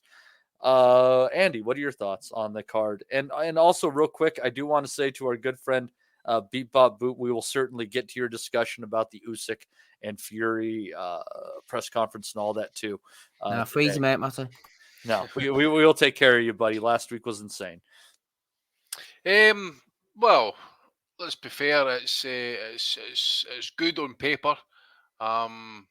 There is a certain fight, shall we say, that just didn't fill me with any great hope. I mean, like Bivol against Arthur, there's got negativity written all over it. Hergovich against Demure, absolute trash. That one is trash for sure. That is absolute shite. Kabayel Makhmudov. Look, Makhmudov, we all know what he is. Kabayel, I think we discussed it last week actually. Jai Opataya is obviously, I don't know if this is his first fight back since the Bredes fight, possibly. No, remember he fought. There's a fought he fought in the UK like a month and a half ago. Oh, that's right. Aye, and plus, I think he's also been told he's got to rematch Benavidez. Jordan Thompson, was it? Was that who he fought? That's it, Jordan Thompson. That makes sense. And then if you got the card, I'm just trying to look at the wee bit objectively in that as well. Daniel Dubois against Jarrell Miller. Again, Miller, we all know his history, and Dubois is really at a crossroads. He's got to win. There's no question about it. Wilder, Parker, we've said this before about Parker. It's a tough ask, but also as well, where's Wilder at? We've got to ask these questions about Wilder. He's not been seen since the Elenius fight, one round. I mean, I think he's fought, it wasn't even, I think it was one full round in how many years? 2 years, 3 years? Yeah, easily 2 years, isn't it, for me? So, again... He seems like he stays in the gym quite a bit, though. Well, that as well, but you also need to factor in those 3 Fury fights. I mean, we're just questioning as well. Has those 3 Wilder fights taken out of Fury? We asked that question after the Ngannou fight. We asked same thing about Wilder after the Fury fight. He took a lot of punishment. He got stopped in 2 of those. Took a lot of punishment, as I says. I don't think Parker's the guy to ask that question, though. Yeah. True. I thought Parker can hold the shot. I don't think Parker's been over the course. And then here we go, Joshua against Wallen. Now, Wallen, decent fighter. We discussed it last week as well, though. Gaziev, he can be very negative. He can go in the back foot. And if he does that, I think Joshua could end up getting to him at some point. So, it's a good card. And it could deliver fireworks. There could be knockouts galore. Hopefully that's what we get. But as I say, there is at least 2 or 3 fights on that card, and that they're like, nah, I'm not interested. And there's a few opponents in other fights in the card just don't deserve a chance, aka Miller, and Demore against Hergovich is just, as I say, is just trash and that. And as I say, I've got no interest against Bivol against Arthur. I mean, what a nothing fight, absolute nothing fight. I'm not wanting to take it away from Arthur. That's a great opportunity for him, but. You go for Bivol against Beterbiev to this. You want to see him in with the best, really, at this point in his career. Bivol's been out for over a year as well. Exactly. You want to see him in with the top fighters at this point now. I mean, there's and the same with Beterbiev. It's just, it's the missing link of the division. It's the missing fight. This fight just needs to happen because it would just be like the one key player in the division. In fairness to the Saudis, who are a great bunch of lads, and His Excellency Turkey. That we always thank. Shout out to His Excellency. It looks like they're just doing this like a kind of a warm up of things to come, isn't it? It's like a trailer. I bet that we see Beterbiev and Bivol on one of these Saudi cards as like a big event. I think they're going to be putting on. I don't know where the fuck I'm getting this from. It's just a hunch, but I just think we will see that down the line. They're like giving you a taster. Like you're seeing Joshua, you're seeing Wilder, you got Fury, you got Usyk. Like they're laying out the foundations for what's going to come, almost like tournament-style boxing. Well, allegedly, as we mentioned last week, the Saudis has said, I don't know if they picked the fighters or whatever it was, or maybe they picked the key, headliners. But the way Eddie put it across, they were told X amount of weeks, get it together, get around the table, get it discussed, part of the egos, get it seen to, and here we have it. So, as Rob says, if this is a tester, it's okay, it's good, we're getting fights happening that otherwise would probably wouldn't have happened because obviously I think someone was a call for Wallen against Joshua before we'd on to see Wilder against Joshua. So if this is the precursor for potentially Joshua against Wilder and this is what we're going to go through, then I'm happy with that. And if we can get Fury Usyk top of the bill for a Wilder Joshua fight, that would be absolutely ideal. I think, Andy, it's a precursor, but a precursor to something that nobody's seeing here. I think if Joshua gets past Wallen, which I think he will do, and Miller were to upset Dubois, I think they're going to revisit that in Easter. They'll be back in Saudi with Joshua against Yoel Miller. That's what I think they'll do. Oh, fucking AIDS, just come to me, man. I can just see it, Oh, shit. And Wilder beats Parker. They're sticking with him. Somebody else, maybe. I don't know. I'd say if Eddie was still calling the shots in this situation, you might be right. But I'd say the Saudis are going to be like, fucking get this guy out before somebody else knocks him out. We need this fucking Wilder fight. Well, yes. Body, baby. Fair enough. I tell you what, you could really do an upset on this card, actually. If you had to pick an upset, which fight would you want it to be? I want to hear my one. Go for it, yeah. I want to see Hergovich get beat because he's just going to end up holding up the whole fucking Put division. Midori back in the mix. Let's get him in the mix. Yeah, but he's never going to get that opportunity, man. Hergovich is only like he's just Hergovich seems like he's holding up the heavyweight division a bit with that mandatory position, isn't it? Like nobody wants to see him fight. They'd love that though, wouldn't they? Imagine they'd be racing to try and get Demori in next. Yeah, I know, that's the thing. He upset Hergovich. He's a threat, Cougs. It was like 18 months ago. Remember they've been doing the list of IBF challenge for Hergovich. Not one wanted to fight. No interest. Fuck that shit. Don't want him. No chance. No fucking fighting him. There's no way. I think they got like number 14 to fight him. So it'd be ideal just to knock him off, sack him off, send him down the road. Fuck you. Thanks very much. Don't want him to win. Or Junior Fari's another one. Get rid of him. Did Parker beat him? Yes. And Lucas Brown knocked him out. That's the level he's at. Yeah. I think it was last fight, wasn't it? Far, I think. Unless he might have fought since. Oh, he's fought since. He's on the winning trail, Andy. He beat Tussi Asafo, Norton 6. Pussy who? Pussy galore. Galore, I was just going to say. Tussi Asafo, Norton 7, all 7 losses by knockout. So he's consistent. Consistency is key here, Cougs. He lost to Conrad Lamb as well, who once weighed in at 500 pounds. Oh, and he lost in a round to David Light. Do you remember him? Wait a minute. This junior fat also went 10 rounds with Dominic Gwynn, got a decision 98-91 on 2 cards, but also got dropped in the 4th round. Dominic Gwynn. Oh my God. Sorry. The Southern Disaster. I feel like I took us off the line, Matty, here. Sorry. Oh, it's still unfitting with the question, I suppose, you know. Yeah. But I know I said it last week, and these guys are a great bunch of lads. But like, if they're going to start calling, like, think about it this way: Otto Volin versus Anthony Joshua, and Deontay Wilder versus Joe Parker, and fucking Daniel Dubois versus Jarrell Big Baby Miller are all on their own. Probably 2 of them could be pay-per-view if they're going by the old Sky standards in that Wilder or Parker. Or headliners. They're all headline fights in their own right. And you're having like 5 or 6 headliners fighting on the same bill. That's pretty good. Like, especially if they're going to start matching them more evenly on these kind of cards going forward. That's good shit. Like, that's good, isn't it? I agree with Rob. I'm looking forward to it. I know that the match is on paper, like, oh, so-and-so should beat him and that, but the fact is a couple of days before Christmas, Matty. Get in there. Nice post-fight pod for us as well. A decent time for the fights. I'm looking forward to it. I think it'd be all right. Could also maybe even do the year-end. Do that on Sunday, I suppose. Christmas Eve. We did a show Christmas Eve, boys. We'll do one for Christmas Day like we did before, I think. Any excuse to not be around people. Yeah, no, definitely anything to fucking just get the Mrs. Moore offside. The fucking couldn't wait to get home from work today to fucking. I thought you said Katie Taylor was going to lose that fight. I said, fucking shut up with you. The whole fucking box. He was the fucking bookie's underdog. It wasn't just me. Like, fuck off. Oh boy. Well, there you go. Thank you for that question, there, Mr. Butters. Let's see here from Holt. Yeah, Michael Thompson's saying that Arthur's apparently injured, by the way.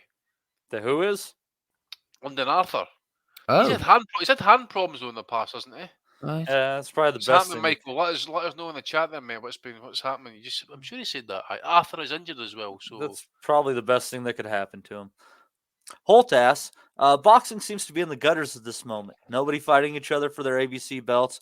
With the Olympics fiasco, no real talent coming through. Just seems dire. Definitely paper thin. British boxing has definitely deteriorated. But I suppose it swings and roundabouts. We've had Crawford Spence, for instance. But are there any prospects of it being on the up or just ever more on the slide? You know what it feels like? What?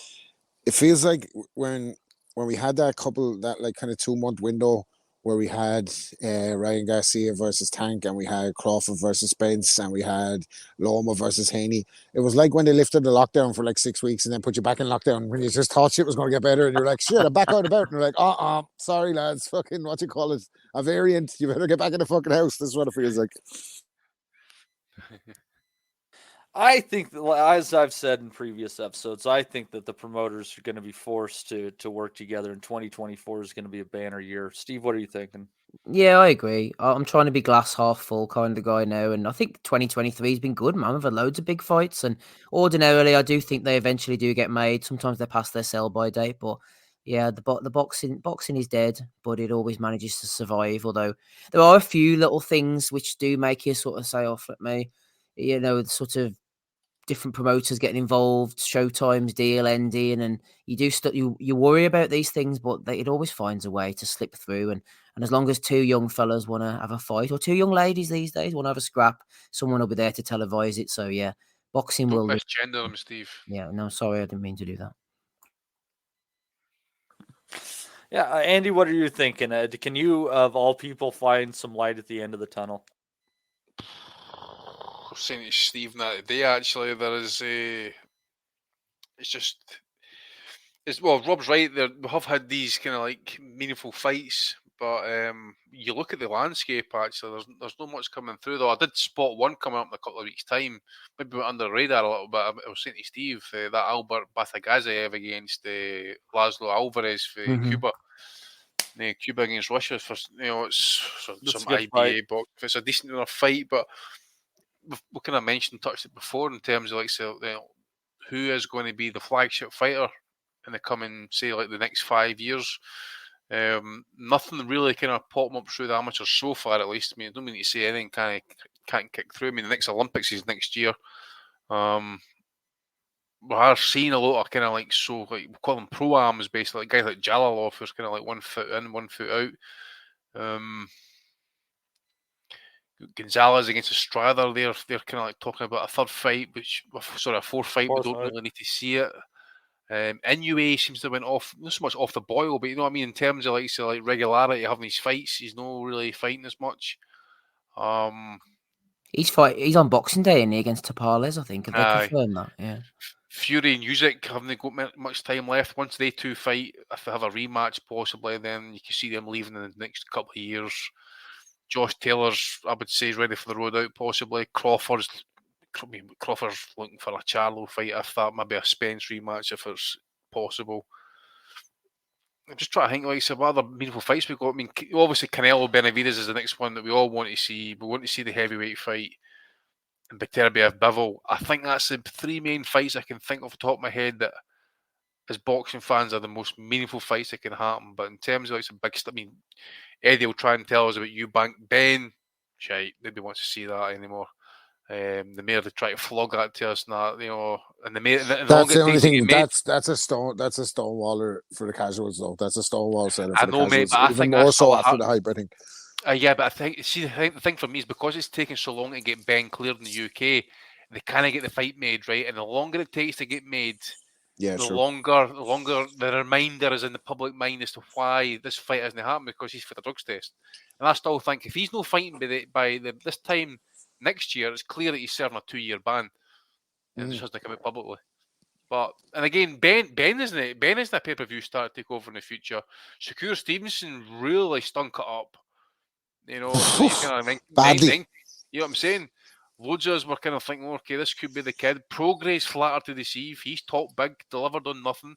Matthias, very interesting, very dangerous fighter. 31-year-old. Hold on. You talk about a fight that they could make next year that's intriguing if, the best don't fight the best as far as, the ones we're recognizing in a way.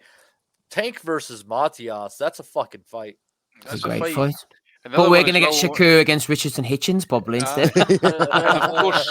Of course, another one you want to throw out there who was supposed to take over. You know who I'm talking about? Our man, Teofimo Lopez. He's taking over the globe apparently now. Anyway. Two quality wins on his record, and he's failed to capitalise on any of them. The take a break. He's not the sharp. We know he's not the sharpest tool in the drawer, is he? But he was asked last night by somebody ringside at the Benavidez fight. What's his future plans? Why did he turn down the Ryan Garcia fight? And he was like, because he only offered me 1.5 million, and he brings all these sponsors to the table. He's like, so yeah, I turned down his offer. He's like, but it doesn't matter because I'm taking this global. It's going to be a team takeover global. He goes, I'm going to go to see my fans in Italy, and I've got a load of fans in Africa. So Tio's bigger all over the globe than you thought. He's got a few tricks up his sleeve. Don't write him off just yet. Yeah, there you go. If you've been worried about all the coups in Africa and the warfare, Teofimo Lopez is going to be there, and he will save it all. It's part of the takeover, global peace. Maybe they could send his dad as a diplomat. Send him over to Sierra Leone. I'd be on fair. MB's comment there about Bam against Sonny Edwards about being a good fight.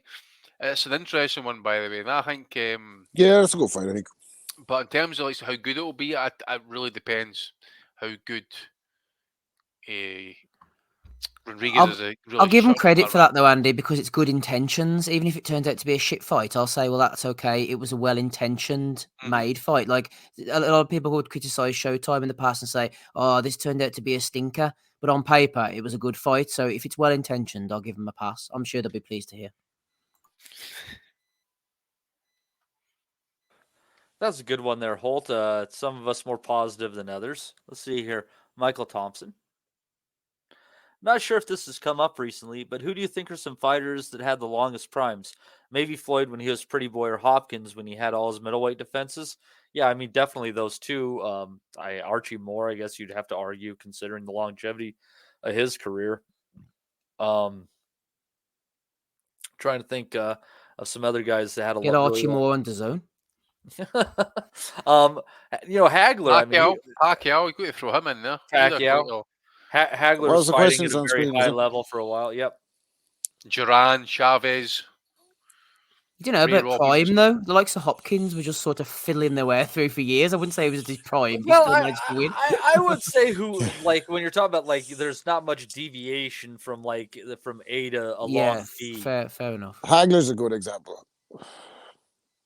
Because he had whatever fucking what was this 19 defenses or something. Yeah, very consistent. Yeah. Yeah, it's good. Quite fighters primes can be flash in the pan. Like, I would say Parnell Whitaker was at the top for about a decade. For a very long time. Yeah.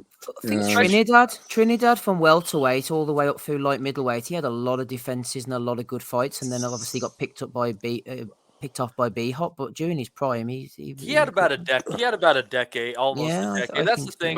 What about Roy Canelo's had a good prime. In fairness to him, maybe aided and abetted Roy as well, of course. Yeah. Yeah, he had about 12 years as a reigning titleist at one weight or another, didn't he? When 54 to 75. Mike McCallum, what a fighter, man! What a fighter! Oh my God. I think a heavyweights. Those fights were totally, by the way, for the listeners. For the younger listeners, you want to go back and watch some fucking Science and Violence, go watch McCallum Tony. Couple of fights, fucking high level shit. Go watch McCallum against Callumby as well. I think don't fight. Sumbo Callumby, yeah. Yeah, that was a great. Actually, do you know what? Michael Watson gave him a good fight up to a point. Yeah, I was just going to say that as well. That was it was just the body shots killed him in the end. I think I'm right in saying the 3 fights against James Toney were at 3 different weights, weren't they? I think James had 3 different weights during each fight. What about Marquez? Yeah. Well, he had a strange prime, didn't he? Like, because Marquez struggled coming up to 47 badly against Floyd the first time, and then came back, and his back looked like the fucking gable end of my shed with all fucking acne marks over it and all that. I must admit though, and he knocked out the guy with lats like Bruce Lee, huh? Yeah. I must admit though, right? See, 2 things about Marquez. He came back well after the Chris John defeat, right? And he changed up his style a wee bit as well. See that Pacquiao knockout, right? A video appeared the day after him and sparring for that fight, and he knocked out a sparring partner with the identical fucking punch, mate. Identical shot. He fucking did. I wish I could fucking keep it. Oh, he timed him perfectly, but I think fucking timed it. Do you know what? Apart from the timing, was the biggest factor in that.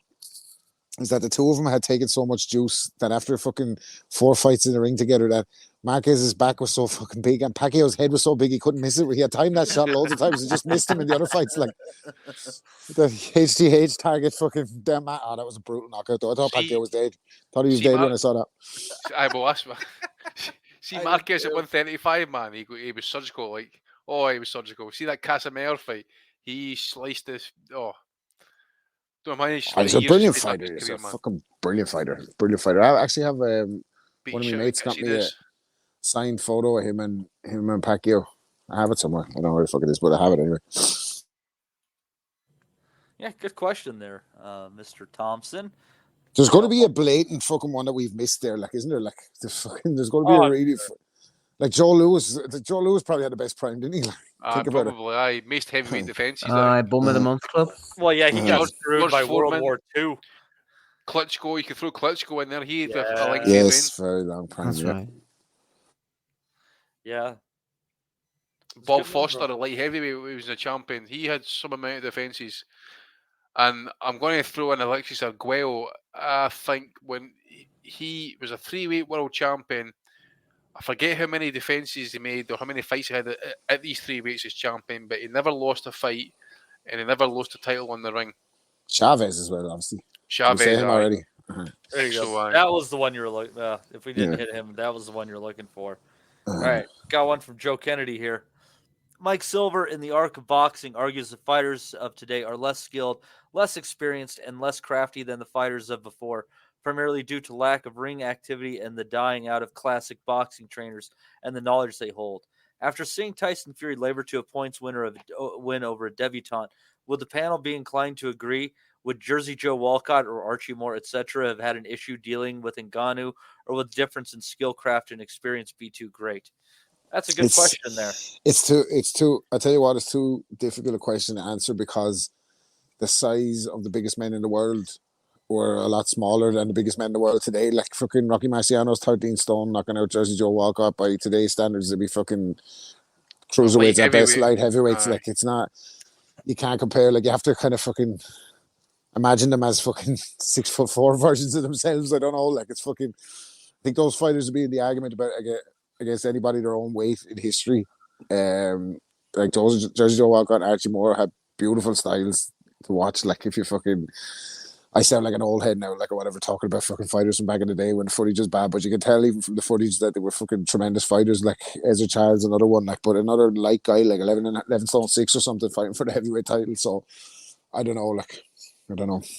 Well, what kills you with trying to judge some of those old fighters and how skilled they were is the camera capture speeds just weren't necessarily enough to catch the nuance of their movements. It's kind of like Bruce Lee had to slow down his kicks just for them to be able to capture them properly. And you're talking, I mean, Enter the Dragon was 1973.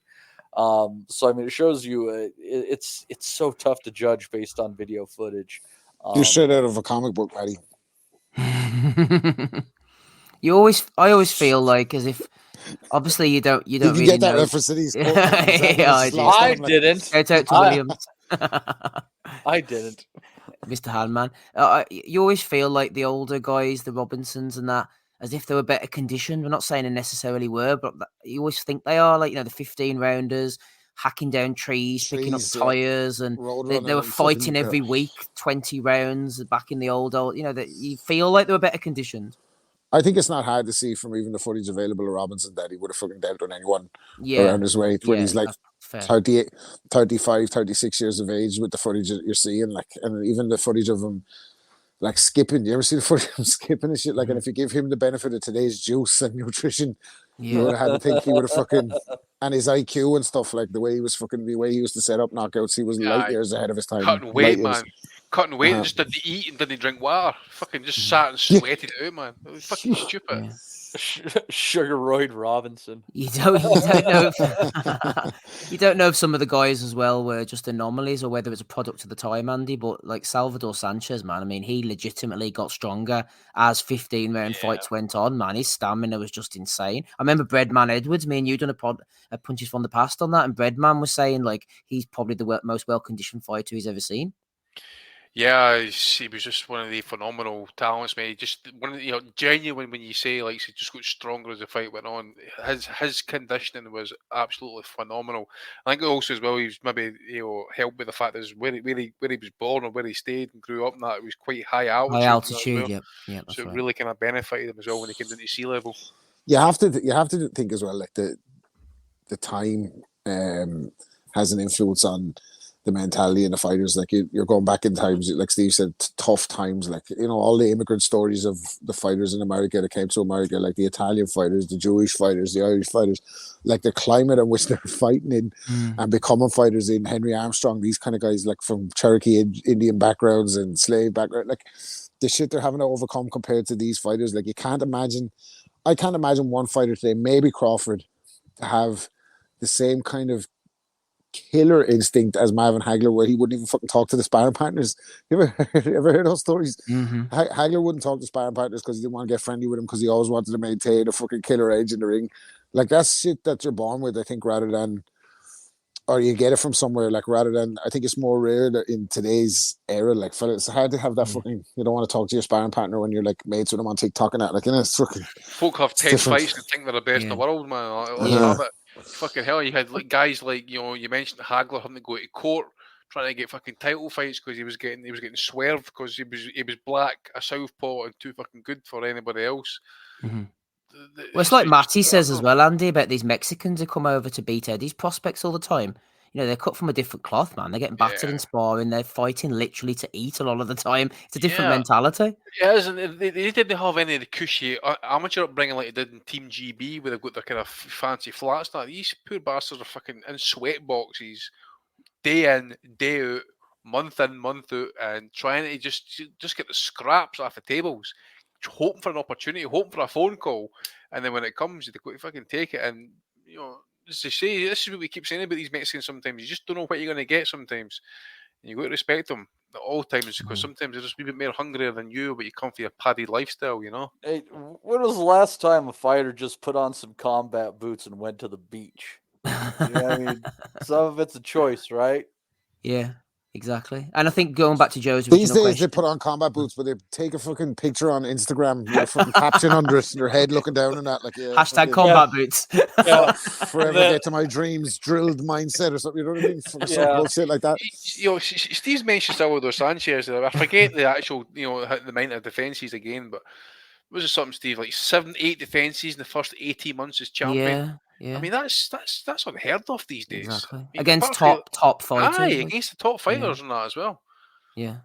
But Mike Silver's a good writer. Going back to Joe's original question, Matty, he's a Jewish writer. He does a lot of things on the old Jewish fighters and stuff. And I suppose you got Pete Rademacher, hasn't it, back in the day, fighting on his debut, coming in. And you know, there are things in history where this has happened in the past.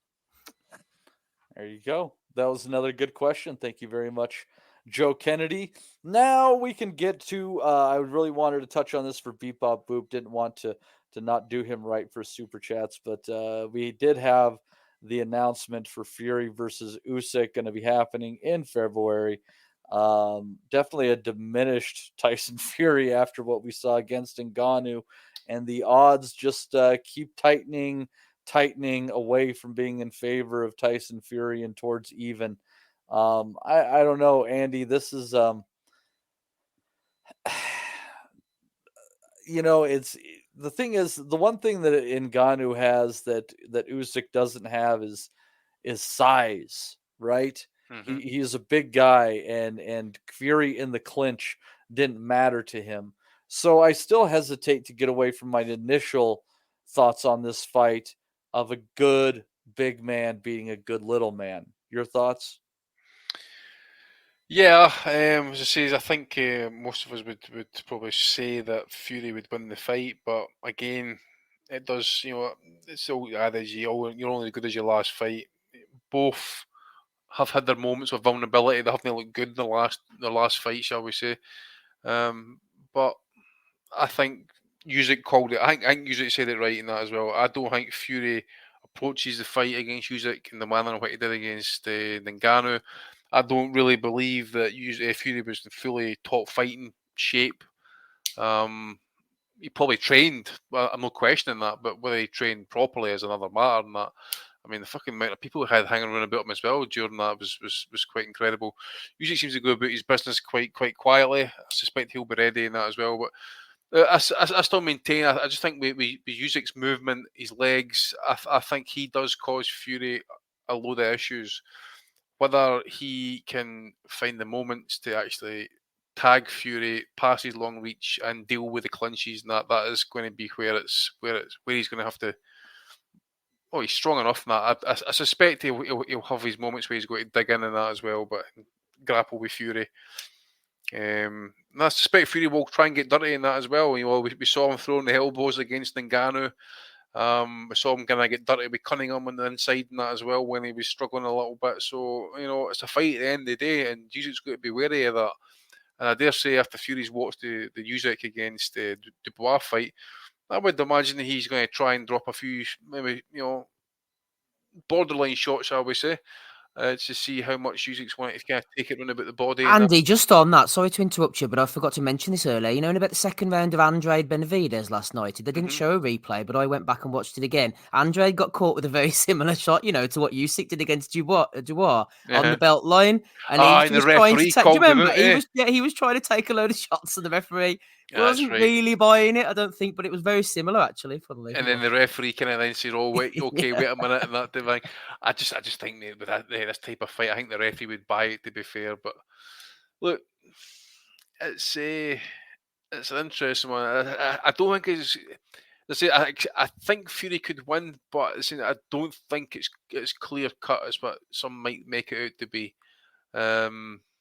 Saying that I've been totally wrong in the past, and so just don't listen to me. But I just think I keep harping back to the Cunningham fight. I just think with the movement, Fury's admitted himself he has struggled with the guy with his movement, size of him. He was very, very slippery.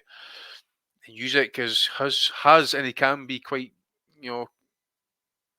ferocious when he has to be. And the suspect of Fury talking all the trash now, I think Usyk might go for it a little bit. It's an interesting one. I'm going with Fury, but I want to see Usyk win at the same time. But we'll hold fire on the predictions till a later date. Yes, we can do that. Let's see here. Going to the press conference, I didn't see much of it. Steve, I don't know. The usual shite though, wasn't it? I don't know, Steve, if you got any of it. But Fury's attire took me back to an old Robin Williams line saying, dressed in a way that would even make a blind gay man go, "Dear Christ, what do you think this is? Carnival?" So the Gypsy King, loud as ever in more ways than one. But you can't take anything from it. That's just who he is. This is... I didn't really, for the little bits I catch, I didn't catch much different from Tyson Fury. Maybe a little bit humbled. No, I didn't really catch too much, to be honest. Just clips on social media. But as someone who was attending the Fury press conferences back in the day, his shtick and his sort of put down lines haven't changed in the guts of 14, 15 years since he turned pro. And it is getting a bit tired and a bit boring now. It's not so much off the cuff, and he was a bit of a comedian and a singer back in the day, but he's just become a bit repetitive for me, I think. And let's just get this fight out the way. I think it'd be better for boxing if Usyk won the fight, just from a personal point of view, because Fury's been doing my head in. But if he goes out there, beats him, dominates him, or wins in any form, you have to give him his props, man, as the best fighter of the generation. Let's just get it made. The fact that Eddie and Frank have sat down at a table together to put on this day of reckoning gives me hope that things can be made after Usyk Fury as well. But everything's falling into place as usual. Strong 2024. Let's get a good, wholesome decision so we know who the winner is and who the best man in the heavyweight division is. And we can just draw that line under the era. We don't want another Lewis Bowe situation, so let's just hope it happens again. You never know with these characters until they're in the ring as to whether they will actually fight each other. But yeah, I'm leaning to Fury still at the moment. I think the Ngannou thing was an anomaly. We've been through that before about him taking him lightly and all, but just the size, really. I think skill for skill, toughness for toughness. They're both happy to go in there and slug it out and do a bit of shithousing if necessary. I just think the size and the flexibility and durability down the stretch of Fury, especially with landing those body shots and leaning on Usyk, still stands. And I think that'll just be the edge for him. But would I be surprised if Usyk won? Absolutely not. And I probably would hope he would win out the two. But I think you can't look past Fury. And let's get them in the ring and we'll take it from there. Yep, and hopefully it does happen. Rob, go to you last on this. Do you appreciate the theatrics as part of just being entertainment, or are you just is this just kind of gotten old for you and you're ready for in the ring, get this shit out of the way? I want nothing more until the bell goes ding.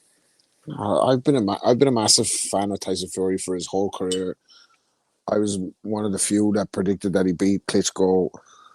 I rooted for him. I thought he'd never get back to the ring. I never sung his praises highly enough for the performance he put in the first Wilder fight to climb up off the deck. Second one was even better with Sugar Hill. That was the best version of him, I think.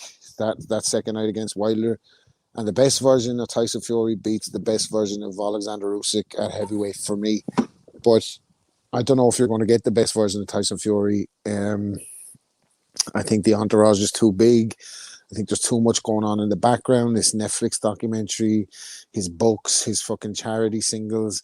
And he's able to do all that shit out of canter and beat Derek Chisora like a heavy bag and flatten Dillian White.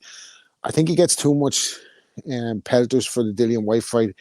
He was mandated, like Dillian White went to court over that. Like they were supposed to, that just held up the Joshua fight, didn't it? Like fucking, or he had that maybe in between the second Wilder fight or the third Wilder fight, was it? But whatever way it happened, Dillian White fucking was mandated by the WBC and he was going to sue them, so he had to get his shot. Then Wilder took the fucking, nobody wanted to see the third Wilder fight, but Wilder went to court to get that one. Like, so it's not all Tyson Fury's fault for the state of the heavyweight division.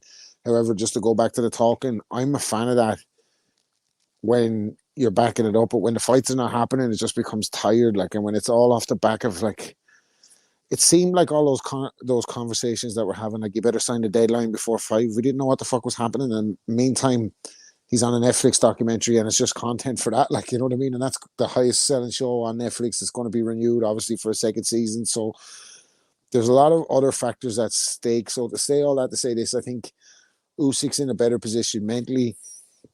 I think, look, I don't want to you're in a position these days at high level athletics across the board, across every discipline, that there's suspicions around all the high performing athletes. But I have my own suspicions around Usyk and the size of him and his inactivity and his taking time, him dictating when he takes time off, and they're saying he's injured and this, that, and the third. So look, I don't know what that means and everything, but I know Fury and that were making kind of allegations in the background about something with Usyk.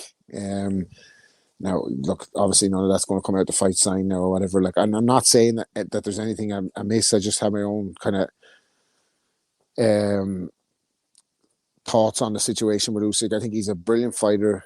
I think he can pose Fury problems with his elusiveness. I think he can slip a lot of shots. I think he can make him miss a lot of time. But I think ultimately, a big fit version of Fury should be able to either stink out the joint or stop Usyk late, maybe to the body. Like, I just think he's too fucking big for him. Like, and I saw like times when Derek Chisora imposed his size on Usyk, although like he was never in danger of losing the fight, looked extremely uncomfortable.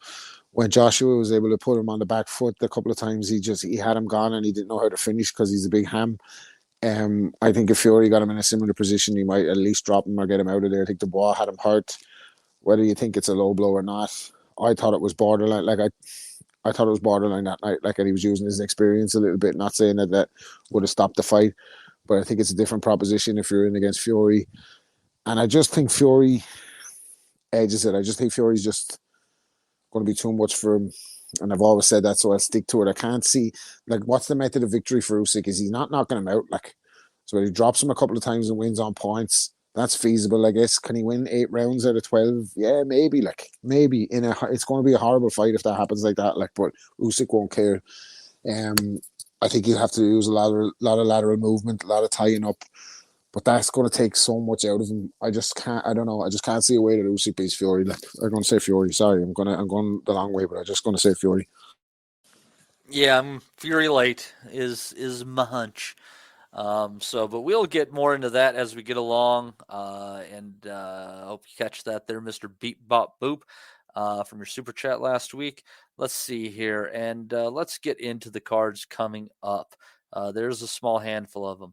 Gonna have a Pro Box card Wednesday night from the States, Thursday morning for you guys when you wake up.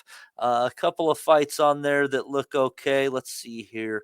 Only really the top 2 kind of catching my eye. Undefeated Marquez Valle, 9-0, taking on Farid Ngoga. He's from Congo, 10-0. And then going to have Orlando Gonzalez, 21-2-0 against Jorge Castaneda, 16-2. That's going to be a 130-pound bout. Looking forward to that one per usual. Then going to have on Friday, your call, Let me know if what you think of this one there, Mr. Wellings. Gonna have this on BT Sport for you fine folks. Headlined by Gavin Gwynn taking on Emiliano Marsili, undefeated Emiliano Marsili, 42-0. God knows how old he might be. 47.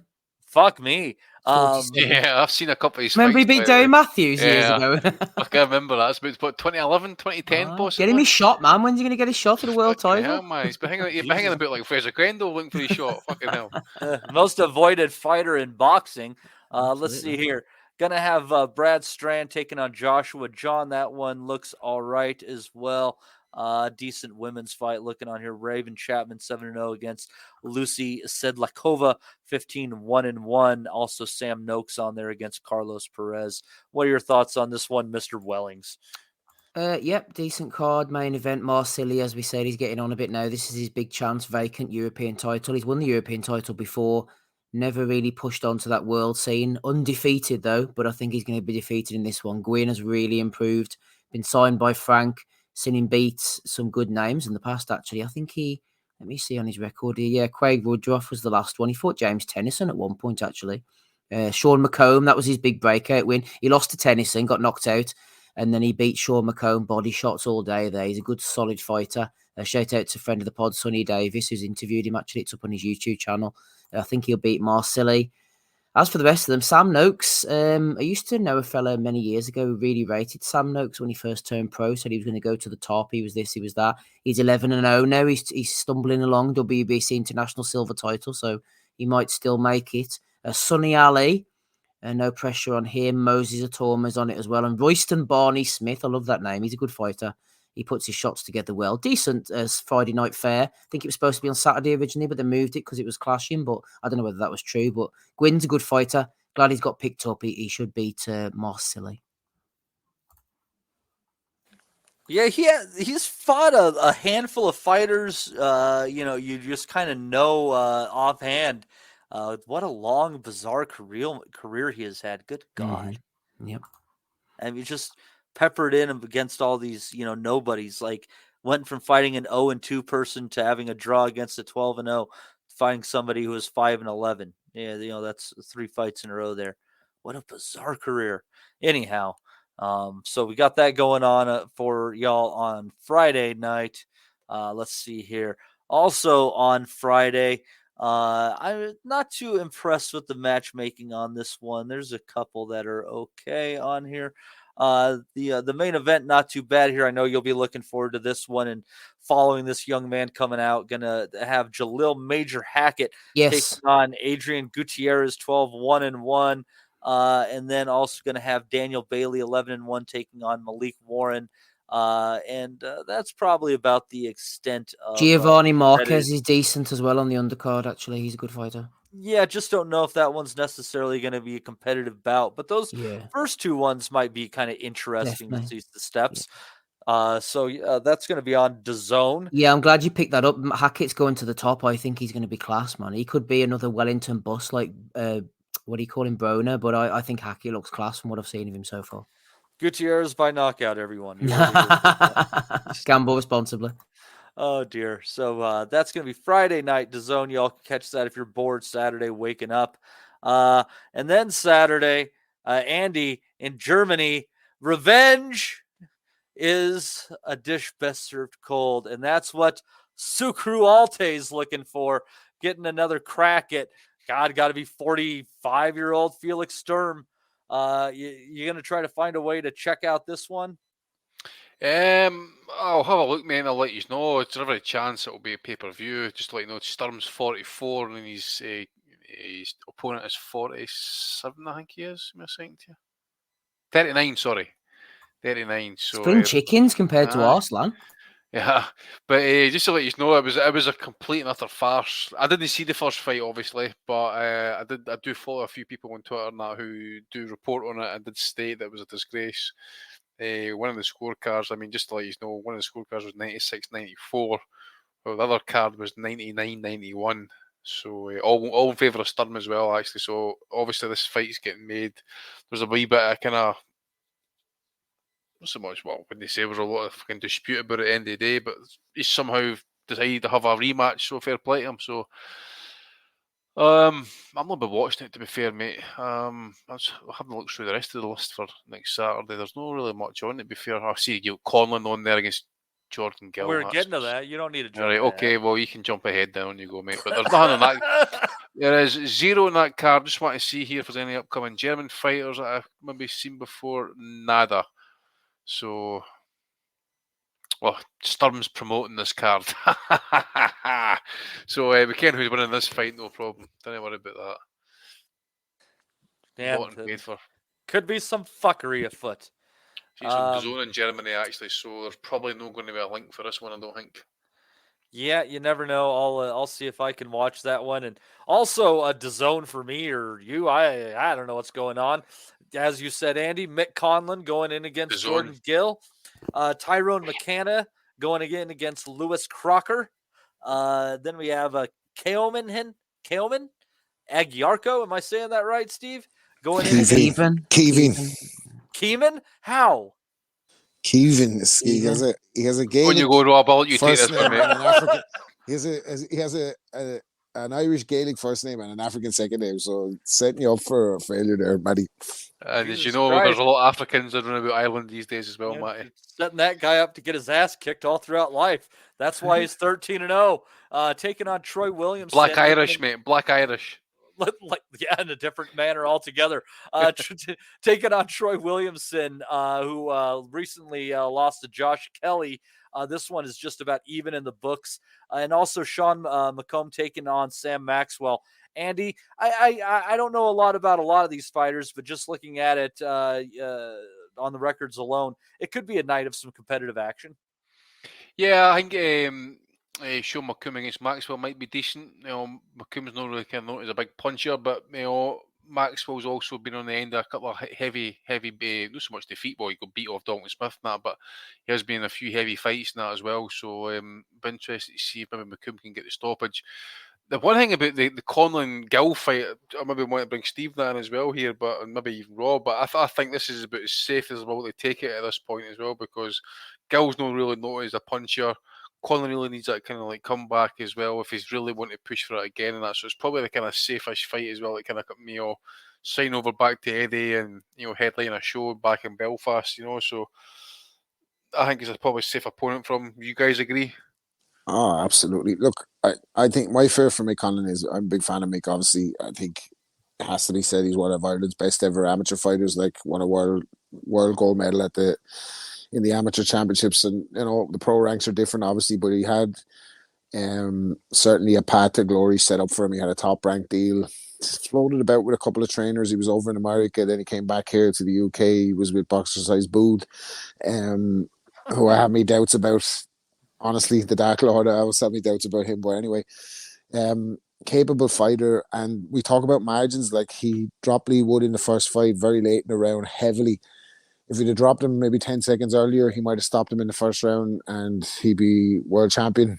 But I think, Wood, it's all, we can all remember what happened later on in the Wood fight. And I think when you lose by knockout like that, take something out of you. Like he went out through the fucking ring, hit his head on the way down. And I know he said the last night out was just a bad night at the office, but again, when he got clipped, it looked like a fucking buzzsaw hit him, like, and he was out of it, like. And my fear for him is that now, no matter how far ahead he is in a fight, if he's up against a puncher, that could happen to him. So there's money to be made for him. He wants to obviously continue his career. He wants to get back. He has a desire and a will to become a world champion, which you kind of have to admire, but I don't know. I think, yeah, you're right. I think this is a safe opponent. He obviously draws a crowd in Belfast. Belfast is a big fight city, no pun intended. It always produces a lot of fighters per capita from the size of the city and everything. They've got a lot of pro fighters there, like a lot of them on the card. And it'll be a big night no matter what. But yeah, I think you're right. Like he needs an opponent. He needs a night out. Who's he with now, by the way? Who's he going to train with? Pedro Diaz, a Cuban. Oh, that's right, the Cuban. Yeah, so well, you'd imagine they're going to adopt a more defensive style or a more soundly defensive style with Pedro. So I'd say this is probably like a drill. Big night again, big payday. Sign up with Eddie, like you said, a warm-up, Andy, for a potential bigger fight. They're going to maneuver him into a world title. My fear for him is that there's too many punches around. but hopefully he gets over the line with it at some stage. All right. Well, and Steve, why don't you tell me where you're going to be on Saturday night? Yeah, I will be at this card on Saturday night, so I'm looking forward to it. It's usually a good atmosphere. As Andy said, Gill's not a puncher. I agree with everything Rob says there, really. This is third time lucky. It's got to be last chance saloon. I think minimum world titles for Mick whenever he turned pro. It hasn't quite panned out that way. Very fine margins. I was there when he lost to Lopez. Lopez just punched too hard and he fought the wrong fight, Conlan. He's got rid of Booth and the crowd and he's gone with Diaz. This will be the interim fights between Wood and Lopez. He fought Mariaga, Guerfi, might have been another one. I can't remember. I went to at least two of them. And he got his confidence back, got back in line for a shot. It'd be the same again. Just try and maneuver him in. Eddie's coming now with Conlan boxing.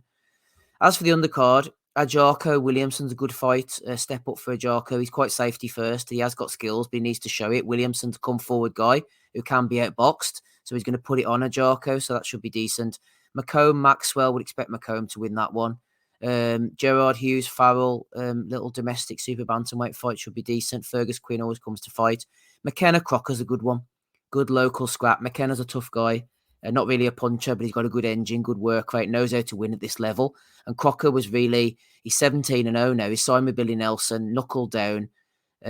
He's been through a few trainers. He was one of the sort of hot prospects of like Belfast, Northern Ireland kind of boxing. Big left hook, big banger.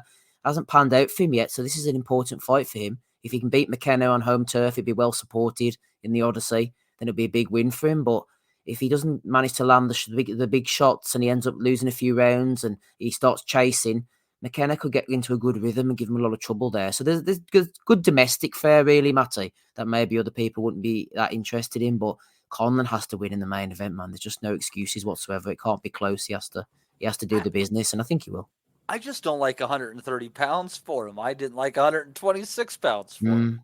Well, I mean, they just keep changing things, I suppose. Trainers, weight, anything they can just to try and convince themselves that next time will be better. But he has a safe opponent, like Andy said, so he has to get past Gill and then move on to bigger things. But some big fish, man, some big punches. All right. Well, looking forward to that one. That is going to be on Saturday evening from Belfast afternoon U.S. time. Let's see here. And finally, we're going to Texas. The Zone has fucking everything this weekend. That fucking sucks. But anyhow, interesting little card here, headlined by Ryan Garcia against Oscar Duarte, who can really punch. O'Hara Davies getting his chance at the interim super lightweight title while they wait for the injured Rolly Romero taking on Ismael Barroso. Let's see if the Amazonian shrunken head can pull it off this time.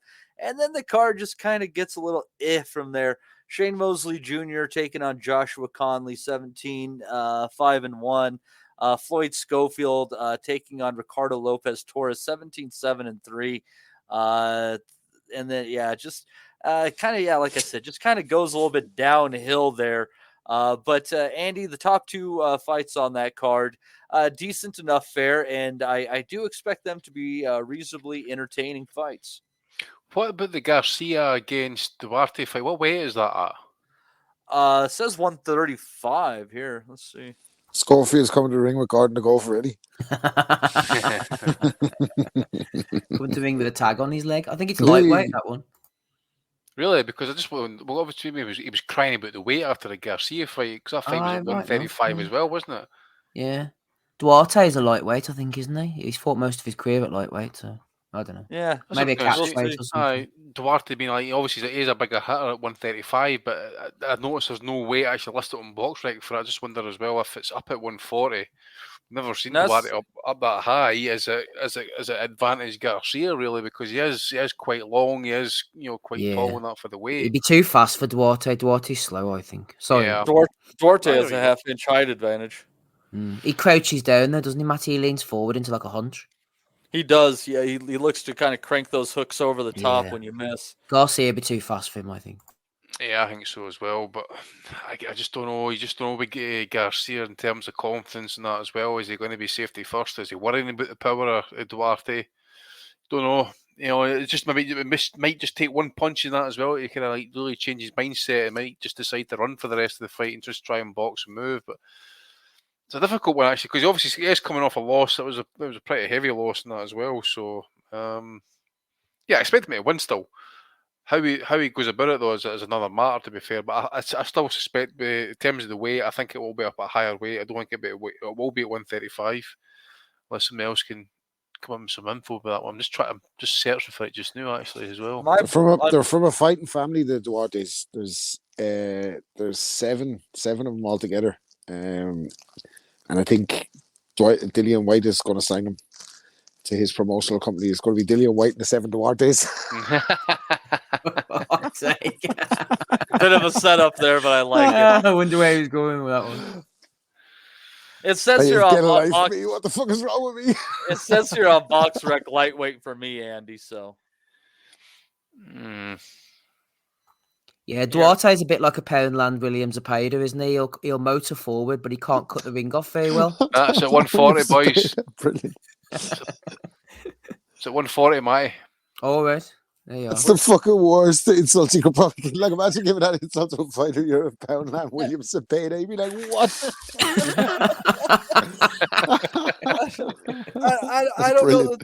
I don't know that the weight's going to impact this too much, but I don't know, Steve. I think this is a pretty entertaining main event, and Barroso proved he can still fucking throw. So I don't think Davies is out of the woods here. Yeah, no, I think that might be strangely competitive, actually, Davis against Barroso, because Barroso can punch, even though he's that'll about be a right 100 years entertaining age. fight, I think. Yeah, I think so. Because whatever, right? Well, Howard Davis was trash in the early days, like, and he had a big punch or whatever, but he had fuck all else. But he has improved slightly over the last couple of years, like, and he can dig, like, it'd be a bit of a shootout, I'd say, because Barroso will come and put pressure on. It'd be a good, entertaining scrap, that, like. Yeah, he's awkward, Davis, and he has those really long arms, a good jab and all. And he has two noses as well, so he has advantages other fighters don't. Exactly. So, yeah, I think Davis will win, but it'd be fun, Matty. And Duarte, he needs you to stand in front of him to land the body shots and the uppercuts. Like, he will let the shots go if he's standing there. Ryan Garcia is not going to be standing there, is he? So, I think it'd be 12 rounds. I think it'd be boring, actually, Garcia. I think he outbox him. Davies wins and sets up him versus Raleigh, doesn't it? Yeah, that's the fucking fight we want to see. Shit talk, that is, isn't it, man? Yeah, fucking hell. Battle of the brain cells. Yeah, that's the fight that nobody knew that they wanted to see.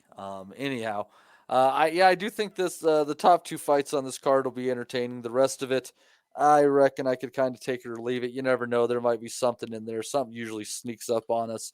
But it looks like we'll have a pretty full Friday through Saturday there. Depending on what your VPN or your willingness to spend money will support. So, looks like it's not always great fare, but there's plenty of fare, and we can't complain about that. So, with that, I guess, Steve, it's time for the Belly of the Week. Yep, that'll do a lovely episode 550 Belly of the Week. Matty's here, Andy's here, Rob's here. Alongside me, Steve. I can't quite remember what this video that's going to play us in is actually talking about, but someone sent it to me in the Nuthouse chat, and I have renamed it as Eddie Lies. So I guess we'll find out here what Eddie exactly wasn't quite telling me. Eddie? I know, yeah. Must be Eddie the Eagle Edwards or something. It's not going to be Eddie Hearn. Who the fuck is this? Let's find out together, shall we? I just want to dip into my bag of questions, ask you a couple of things I want to ask you. Hypothetically, look, Katie Taylor, if she was to retire at the weekend, win, lose or draw, where would you rank the achievements that that Matchroom and Katie have garnered amongst your other work? Probably my greatest and my proudest as well at the same time. In Madison Square Garden against Serrano, like, people still stop me in New York and say, "Oh man, I was there for Taylor Serrano." That was the owners of the building say that was the greatest fight ever in the arena. You talk about fight, an arena that's housed Ali, Frazier, and all the greats. So yeah, I think that it's always so rewarding to deliver things that people say you couldn't. And when she debuted at Wembley Arena, quite honestly, people laughed and took the piss out of us and said, "Oh, you got a woman's fight on? What a joke. Look at it now." And not all female fights are crackers.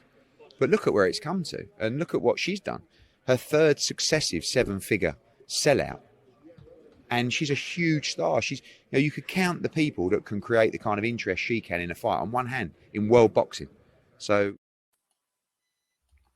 What a bag of shite. Bigger than Ali Fraser won. Taylor versus Serrano. Bigger than Ali Fraser won. Fuck off, man. Jesus Christ. At least he's fucking talking that shit for Taylor. 7-figure Taylor back in the house. Eddie Water gas. I remember Edwin Rosario fought Camacho there, by the way. Fucking Camacho seen the dark side of the moon. He's like, I ain't fighting like this again, baby. He totally changed his style after that fucking fight, man. He was seeing the dark side of the moon. Where's he got that 7-figure from? Evening Ed. Where have you got that from? I'm guessing that had to be either her payday or the ticket sales. I was thinking that through, and I'm like, that's what he has to. That was a rhetorical question, asshole. Get on to the fucking next fan. Can you imagine? Is Eddie Hearn so well known that Joe Public stops him in New York fucking City? Here, posh boy. That fucking fight between Taylor and Serrano was some fucking fight, mate. Thanks a lot for putting that on, Eddie, boy. You're the savior of fucking boxing, women's boxing in New York City, baby. Well, a body language expert would say he was blinking a lot and shaking his head no a lot of the time he was talking there. I don't know if you want to go back there, Steve, and have a look. Get Peter Hyatt on the case. Exactly. I'm surprised Ames didn't let him. Anthony Crawler. Ames should have pulled him up in that bullshit, by the way. I'm going to speak to him about that. Ames, by the way, shout out to Ames. I was up in Dublin on Wednesday and I was going to go meet him, but I had to bail. And I was like, I'll come back Thursday. I better not go to Dublin last Thursday. It's a good job. I'll see Ames at some stage, but thankfully I wasn't up there. Either that, or Ames is very, very smart. He threw it in there. He fed it in there to Eddie to then hang himself and say, "You're belly to beat material this week, you kid." Exactly. Yeah, I'm fucking clipping this for the boys in the Nutters group. Get a life, Ames. Double-edged sword. Cheers, Ames. I'm going to be the king. Fucking hell, get a life, mate. Oh dear. Alicia's not getting a life. I think Damo created this one. Alicia Baumgartner was talking to her friends and consulting with experts. She better shut the fuck up, by the way. Listen, the biggest I put Baumgartner on the map, but I'm part of the reason. I'm fucking claiming fucking part of her success. I definitely spotted her when she was nobody and made her bigged her up to where she is now. And I'm a massive fan of her work, her boxing career, her Instagram. But this shit has to stop. Did you see what she did? This was Conor Benn levels of the Matchroom playbook on what to do when you get caught open. First of all, I love that she didn't go, I can't believe this shit is in my body, blah, blah, blah. She did the usual, I'm an innocent fighter and all. But then she just started parading around at every event, bringing her belts, brazenly and shamelessly fucking ignoring the fact that she'd been popped by a fucking sanctioning body for steroids. But no, not Baumgartner. She's going around on Insta every day. She made a clip a couple of weeks ago that said, and she did the voiceover for it. It's weird as shit. I don't know what the marketing strategy is here, but she's done this Instagram clip, a reel, if you like, and she's done a voiceover, and it's like just basically, it's lovely. Like, it's just her showing herself off or whatever. And then she's like, I know it's hard to believe that I'm the sexiest fighter of all time, but y'all haters. Yeah, baby. I was like, yeah, well, so what? Like, so what the fuck does that mean? Like, but anyway, then she had like a kind of Piers Morgan style, Oprah Winfrey style interview with some bird who was just her mate, I think, sitting out in the conservatory. With a blow up swan in the background. Yeah. And it was like, and your one was like, so Alicia, tell us why you were innocent. And she's just started stuttering. It was like, well, because everybody knows me, that I'm a clean fighter and, I would never. And I was like, well, that's not really fucking clear much up. Like the fact that she fucking had staged an interview in her own conservatory, declaring her own innocence, and then she said it was going to be followed by big news. Well, the big news is she did her own drug test, and the people that she paid to do her own drug test said that she probably didn't do it. So just let her back in the ring, everybody. What's the fucking big deal? Fuck off, man, will you? Like, that's like a missus asking you to take a lie detector test and say, no, listen, I asked one of the boys to fucking, I told him to lie, and he said fucking that I didn't do it, so I didn't do it. Like, let's just shut the fuck up. You know that way? Yeah. Well, there's a lot of haters out there, like Ryan O'Hara, for example. He tweeted below Alicia's message, I wrote my mortgage company a letter today and said my balance is at zero. I consider this loan resolved. He's been gone for a while, hasn't he? Yeah. It was his article, though. It really kind of prompted a response, eh? Yeah. There we go. I'll not read them, but I did put them up there. But anyway, she is innocent, Andy, and the campaign is continuing, including link in the bio to the Alicia Baumgartner now available Vindication collection. Yeah. She's created some Vindication t-shirts. Got to get on the grift, Like, you can't, I'm sorry, like, you can't do this. Like, what the fuck? At least you pay me. You're making it hard for me and you. Like, you have to fucking, I can't be well a liar. Like, what's going on here? Like, you can't fucking do this. Vindication. Vindicated for what? You got your own drug test? That's for... Shit. Ain't that like going on trial for murder though, ain't it? Like, fucking saying, listen, I know you have a jury, but I need my own jury because you are all saying I'm guilty, but this jury over here that I paid said I'm innocent, so fucking I don't know what to do. You know what I mean? Fuck's sake. Well, anyway, enough of those cheats. Let's get on to the real clean fighters. Conor Benn has been in action this week. He said, all these welterweights are running scared from Jerron Ennis. Well, I'll run right to him. They are, Matty. Let's go, champ. Fucking A, let's do it. That's all I have to say. Caught out and watching, it says there. Yeah. What's that? The Fight Club says, take away Bud and Spence, and this is the biggest fight in the division for me. You're getting the popcorn out and watching. Fuck's sake, man. Hey, whatever it takes, whatever they have to do to sell it to the public, for me to see Ennis in the ring with Ben, yeah, go ahead and say it. I think it would be fucking hilarious. Go for it. He's never fighting Boots Ennis. Never fighting Boots Ennis. No chance.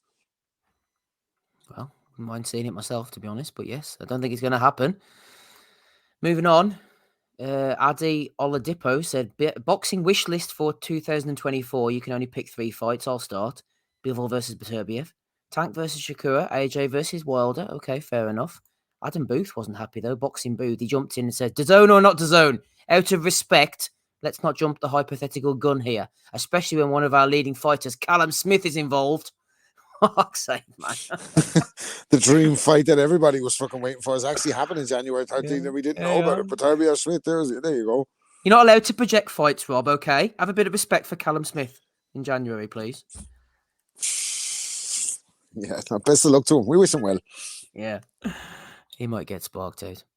What else have we got here? Prince Patel, time to go where no Indian before me has ever gone before. 1 in a billion. IBO World Bantamweight title. Bukom Boxing Arena, Accra, Ghana. Sponsorships available. Be a part of this historical and magical event that will go down in boxing and Indian history forever. 1 in a billion. They are, Matty. IBO Bantamweight Championship. Surely Liborio Solis is going to have enough left, isn't he? I don't know about that. I'm pretty sure there has to have been an Indian who's gone to Ghana before, don't you think? Not to win the IBO Bantamweight title, Matty. Yeah, that might be a pretty narrow group of people right there. I mean, you talk about aiming high. That's like as high as the Himalayas. And I'm sure he'll just bring a lot of joy and pride to his people with this huge victory in Ghana. See, he said sponsorships available. It looks like there's not that many on board based on the flyer. Sent that on his phone, hasn't he? Fucking sent it out. So cynical. Misfits Boxing is continuing here, Rob. Football 365. Keane versus McAteer headlines fantasy boxing card. Has Wenger, Mourinho, Terry Bridge settled their beef? Never happening. Roy Keane's not getting in any fucking boxing ring. I don't give a fuck what anybody says. No sense. No sense. Do me a favour. Come on. That's not his job. No, exactly. He's never boxed before. One person who has boxed before, Andy, but he's disappeared lately. He's on your thing. There he is. There's Tone. Getting ready there, and he's getting his. I don't know what he's. Oh, mate, that's some testicles, mate, isn't it? It's going to be the bull's testicles that he's eating there, mate. Why has he fucking gone to the jungle dressed as Chopper Reed, by the way? Yeah, that's got the yours are huge type fucking tash he's got there, eh? But I think he's been around Dale Winton's house actually in the picture I've got on my profile there. R.I.P. Dale. Or Michael Barrymore's house, more like it. Fuck's sake, he won't be getting out alive. He declared himself innocent as well. He's not a bomb guy or anything.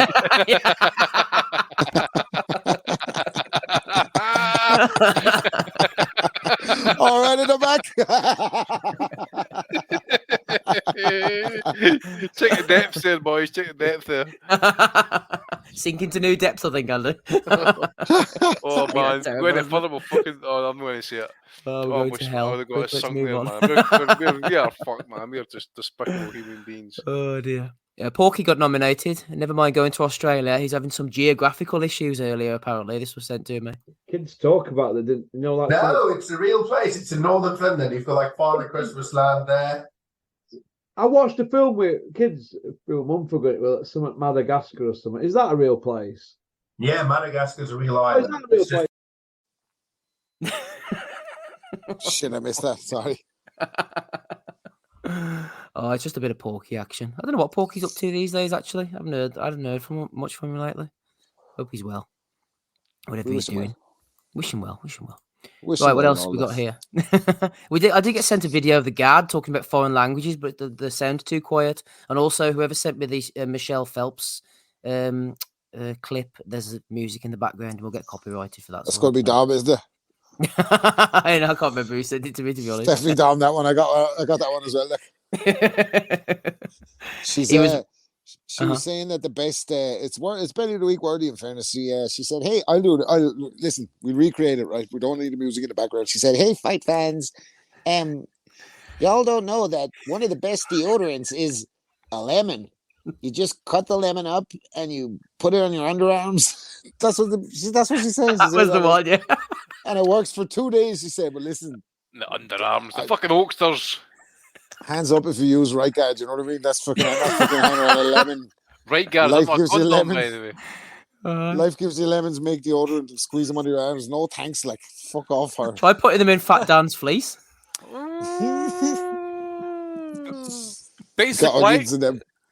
Basic white girl, now in citrus. White's kind of pushing it or stretching it a bit there, Matty. She's one like a wee bit kind of peak print these days. Smelling like a can of lilt all day. What the fuck what's going on in this house? Canelo. Oh, that poverty stuff, man. Fucking Jesus. Canelo. There's been movement anyway, boys, at IFL. Umar's disappeared off. Oh, and then someone sent me this. Coogan said at the end of last year, my aim of 2023 is to get rid of all dead wood that contributed to my below average 2022. Happy New Year. I'll just add to that. I would just expand on this one a wee bit. So I actually was looking at some of the IFL videos during the week. That Astrid Wet appeared. Ooh. And it was titled about something. I want to like F this person and all that type of stuff. Yeah. Sexual content, that type of stuff, and that. And then all of a sudden, this went to go and get out there, going to use a snapshot out to put it on the Belly of the Weeks, and they have changed the title. So Cougs, I thought it was at one point the way it was titled. I thought it was going to open up OnlyFans. I couldn't help pay for that water bill at one point. Man, I was really fucking. I was like, this is getting a bit fucking too much here, you know. But Johnny Baseball-esque titles in the fucking in the descriptions. Like, just need a 7-year anal now. That's all we need. Oh dear, that's all we need.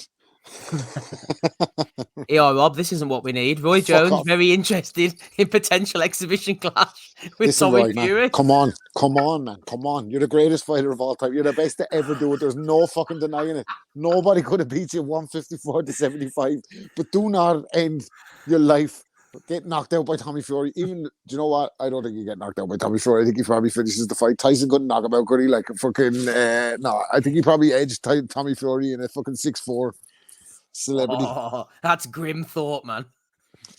Imagine John Fury headbutting his fucking jaw against the perplex glass with Roy Jones standing on the other side.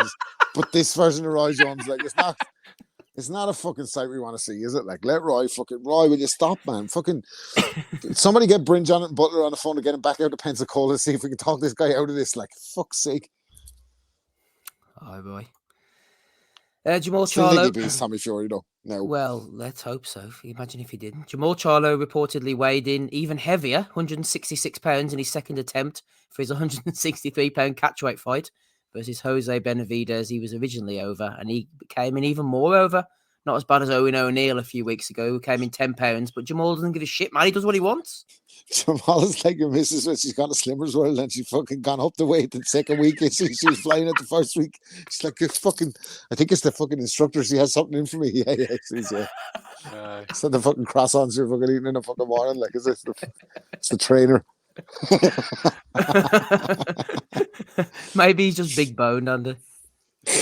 Aye, is that as well, mate? Maybe just need a big fucking shite in the morning to clear it out a wee bit, you know.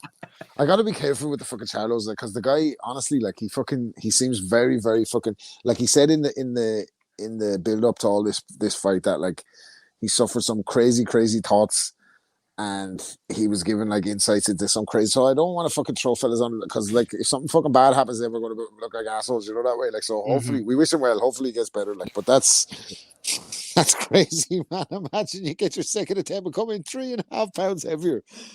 Oh, he was like, you know what? I'm going to drink this water when I get off the scales. Yeah, He's like, put that water down, you fucking idiot. He's like, fuck this shit. I'll do what I want. Uncle Al will see me fine. Oh, Uncle Al will look after him. Back to Slimming World for Jamal. Well, another 100 grand for Benavidez as well. Probably like fucking happy days. Yeah, he's happy enough. I think they're phoning it in, Matty, over at the PBC. They didn't even bother moving out the pen picks of the Charlo Canelo. Just stick them in with the new names. Why not, man? Everyone's going to close up. They don't even know the difference between a Dominican and... Charlos look like Erickson Lubin there, by the way.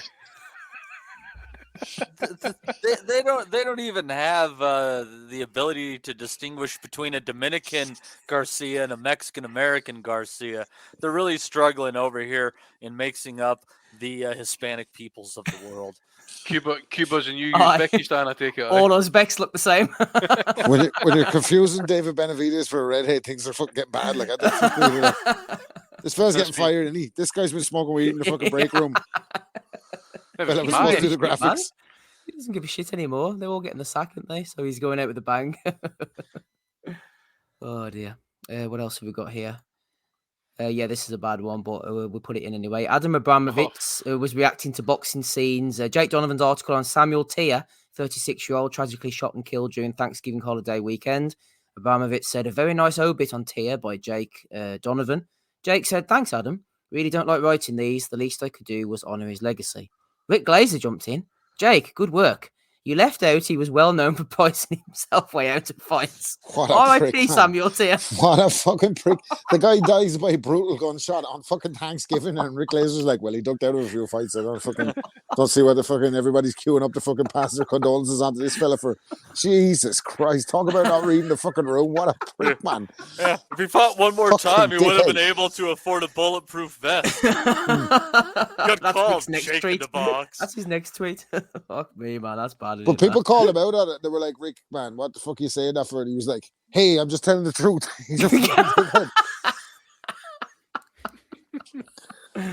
Insensitive Rick. John Mulhall, this is more to our liking. €5.99 is thrown in. Maybe for Rick Glazer, who knows? Thank you very much, John. Regular listener. Andy, you threw this final one into me. Going for a little snooze. Have to get it iced. This guy's unconscious at this point. I don't know how much we should be laughing at this. So I forget the guy's name at this point, but anyway, he took a vicious left. He took a vicious left hook, and he has light suit immediately. But the main thing to note here is his ass or his hands did not touch the floor, so it shouldn't be stopped. It was a legal stoppage. It was too soon. He deserved. No, he didn't, mate.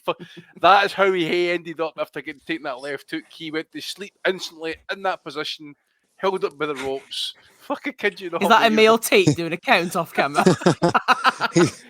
He looks like me trying to get the key in the door with a fucking tackle on my hand after the out with the lads from the Astro. Shush in the mirror. Or when my alarm goes off, a little one called me for the school on the fucking 8 o'clock. Oh, Jesus Christ. Shit. What's fucked up is somebody had to wake him up from that nap. Oh my gosh. What the fuck happened? I just got knocked out. Oh, fucking hell. I saw a fighter, I don't know if it was a UFC, I saw a fighter going around on Instagram. I think it was a boxing match, and it might have been a UFC contest or whatever. and he got knocked through the ropes, right? And when he came to, he thought he was making his ring entrance. Yes, and he starts giving it the big one as if He he's starts like fucking walking, too. he put his hands Yeah. up and walking around the ring. I can remember I think it might have been a UFC fight actually. The guy got choked out, and then when the fight got stopped, he fucking kind of semi came to and he started choking out the referee, thinking he was still in the fight. Yeah. That's bad, isn't it, that man? I don't know. Thankfully, I've never been knocked out, but I've seen lads get knocked out at it. It's fucking scary. Like, thank fuck I never got knocked out. But especially you see someone get knocked out in the ring. Sometimes it can be fucking like you have your heart in your mouth and that you're wondering they're going to pull through. See someone get knocked out on Wexford Main Street and their head bounced off the cobbles is a fucking different one altogether. Oof. And it goes ding. That's like a 10-pence piece hitting the fucking dog. Boom. Oh dear. Final one I have here is Eddie kicking off in the press conference. Actually, someone was asking him questions and Eddie wasn't quite happy with what was going on. Week, Eddie.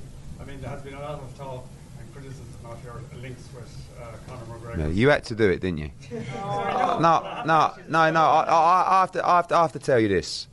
I'm so bored of talking about it. All you ever do is look for a negative, right? Conor McGregor is Conor McGregor. I don't represent him. I don't talk about his comments. He has a brand that has backed the sport of boxing, and it has nothing to do with Katie Taylor, the show, the company. His opinions are his opinions. Tonight, we celebrate one of your greatest ever athletes. No more questions about Conor McGregor. Not being negative, but I have to ask the question. But then you can ask me away from the press conference. No, but you can ask me after the press conference. I'll answer it. Not in front of Katie Taylor. This is her night, and congratulations to one of the greatest athletes I've ever had the pleasure of working with. Thank you, guys. Charlie. Nice, Eddie going in. No, but Eddie's want to get away and wank himself into an omelette. That's what he's want to do. Do you know what? Eddie's listening to this. He's Easter weekend. Andy's telling you Easter weekend. Can you imagine that? All the fucking factions will be out for that one, Eddie. Get that fucking fight made Easter weekend. Cameron against fucking Taylor. Croke Park. Let's fucking have it. We'll have the Ra in charge. We'll have a fucking 21 gun salute. We'll be fucking tremendous. Jesus Christ. Fucking. You know what? That was Passover massacre. Yeah. That was Kieran Cunningham that asked that question, right? Mm-hmm. Yeah, he was like a dog with a bone over the MTK thing, and maybe rightly so or whatever. But I think that was a bit of a man. Fuck's sake. Yeah, I think that was a bit of a reach. Like McGregor's had some controversial tweets in light of a very fucking difficult time for Ireland. Like in the last few days, and basically like McGregor's a fucking head. Nobody's taking McGregor seriously, man. Like, you know what I mean? He's fucking on doing voice notes to the True Geordie, telling him he's an estrogen head and all. Like, he's out of his fucking mind. Nobody's taking his shit seriously. Like, but he's basically in his tweets been saying that if the government don't do something about immigration, that he's going to do something. This is Tony Bellew-esque. Like, nobody's really giving a fuck about what the fuck he's saying. But what Kieran Cunningham is trying to do is, because McGregor's Forged Stout has sponsored Boxing Social and sponsored the event, that he's wanting to hold Eddie Hearn accountable for McGregor's tweets on the night that Katie Taylor, at 37 years of age, fucking regains her title at a high weight. Fuck out of here, man. Go away. Like, get your fucking self some airtime somewhere else. It's like that Joe Malloy shit with fucking Roy Jones and the chickens. I don't really give a shit about Conor McGregor's views. Go ask Conor McGregor about it. Like, why are you bringing it up when Katie Taylor's just had a win like that? So it's not often I defend Eddie, even Ed, but I think he was in the right there. Like, yeah, I agree with that. Oh, your man Cunningham's like, do you remember the old Pink Panther movies? Like when Kato used to jump out the wardrobe and all, and like, his fuck's sake, here's Cunningham again, man. Here he comes again. And he even said it to him. You had to fucking do it, didn't you? You're fucking waiting on that one, you asshole. Like, you just know. See, like remember, like you, Steve, you came better than the rest of us. I haven't worked in the industry and that, but there's like a time back in the day when like certain promoters just hated the thought of certain journalists coming in because they can't. They were going to get asked the hard questions. It just goes to show, you know, how this is exactly one of these moments. Yeah. How ruthless journalists are, because I'm 99 now. Strike me down if I'm wrong, but I'm 99.9% sure that fucking in the run up to fucking the first Cameron fight, that Kieran Cunningham released a 3-part podcast on Katie Taylor's life, and he'd spent quite a lot of time with her. So you can see her thanking fucking Eddie Hearn for sticking up for her there, because I'm sure she can't believe that somebody that she's let get close to her, she's not really somebody who courts the media. He went out and stayed with her in America, and that he'd bring that up at a moment like that. Like, do you get me? So I think I'm fucking getting a bit serious here for Belly of the Week, but fuck him. Like, Eddie was right to curse him out there. Like, Yeah, I think so. Right, let's. That's all the ones I've got then. Andy, any nominations from you, please? No, I've already got mine in, mate. Lovely jubbly. Matty, anything from you? God, I don't even know if I want to mention it because you didn't. It just leans me to say it's one of those things we shouldn't, but fuck it. I think the whole beefy bed hopping with mafia women is a very interesting fucking story. So just gonna throw that out there. I know all the What? I details didn't hear are nothing many. about this. Yeah, Let's no not wrap shit, the pot Rob. up so quickly. What the fuck is going on here? Oh God, I like even hesitate to the details. So apparently, Beefy who? Liam Smith. yeah. So apparently he was banging some some mob guy's girlfriend, and he got into some shit, and he had to run into the Kinahans for protection. And then he started banging some other mob guy's girlfriend, and I think didn't his house get attacked or some shit like that, Steve? It was like pretty fucking. Listen, I'm going to say nothing on that. We wish him well. All I'll say is this, like my old grandfather used to say to me, by the way, son, it's a lure of the puss. Anyway, back to Conor McGregor. It gets many a man, doesn't matter how good, bad, or indifferent a man he is, it gets him in many a trouble. And if you're going to do that, mate, you're running into trouble. To be honest, I saw the boys in the chat talking something about it, but I didn't look into it, so I have no idea. There must be a reason they call him Beefy. All these picks up on him. Yeah, well, it's out on Twitter anyway. So I'll say is this, right? I'll say domain. just say this. There was a story. I won't mention any names, but there was a story of a certain football player in Scotland having his end away with certain gangsters' misses or bits on the side. And he was warned, medals in the loch or your fucking career's over. He came to picked anyway. His medals were in the loch. Mm-hmm. There you go. Don't fuck about. Don't fuck about. Yep. Matty didn't get himself. Get that out, Matty, quickly. You're not depressed or anything like that, are you, Matty? You're not fucking harbouring any thoughts or anything like that. You don't let me have any fun, Andy. Jesus Christ. Right, Rob, any Belly of the Weeks from you, please?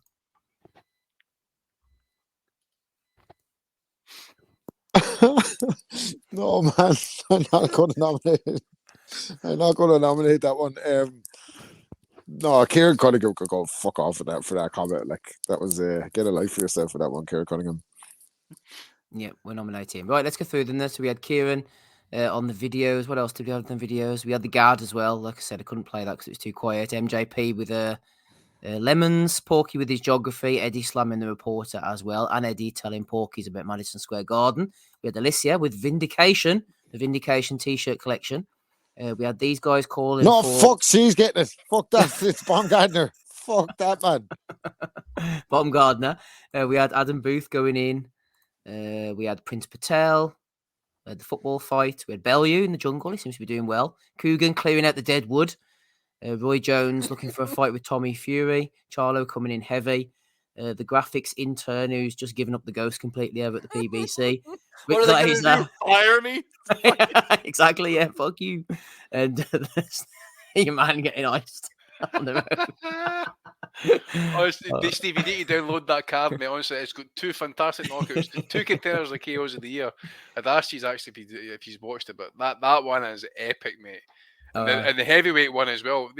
See when you see fighters running to the ring, I tend to think, I've got Enzo fucking David Hay vibes, thinking that's exactly what happened, mate. He got fucking. I'm gonna have to download that, man. You've encouraged me. Right, okay. So who are you going for, Andy? It's a tough one, man. Alicia's good. Your man getting knocked out. It's good. But I'm going for Rick Glazer, I think. I was going to go between Rick Glazer and IFL, mate, because I think I checked the comments on that video. This is how I know. I wish I took a fucking screenshot of it, right? But this is how I know that some of the comments on it were actually quite telling. That this place has went to the absolute dogs, because honestly, he's got like kind of all the swear words kind of titled. It's just clickbait shit, and he's went back and changed it.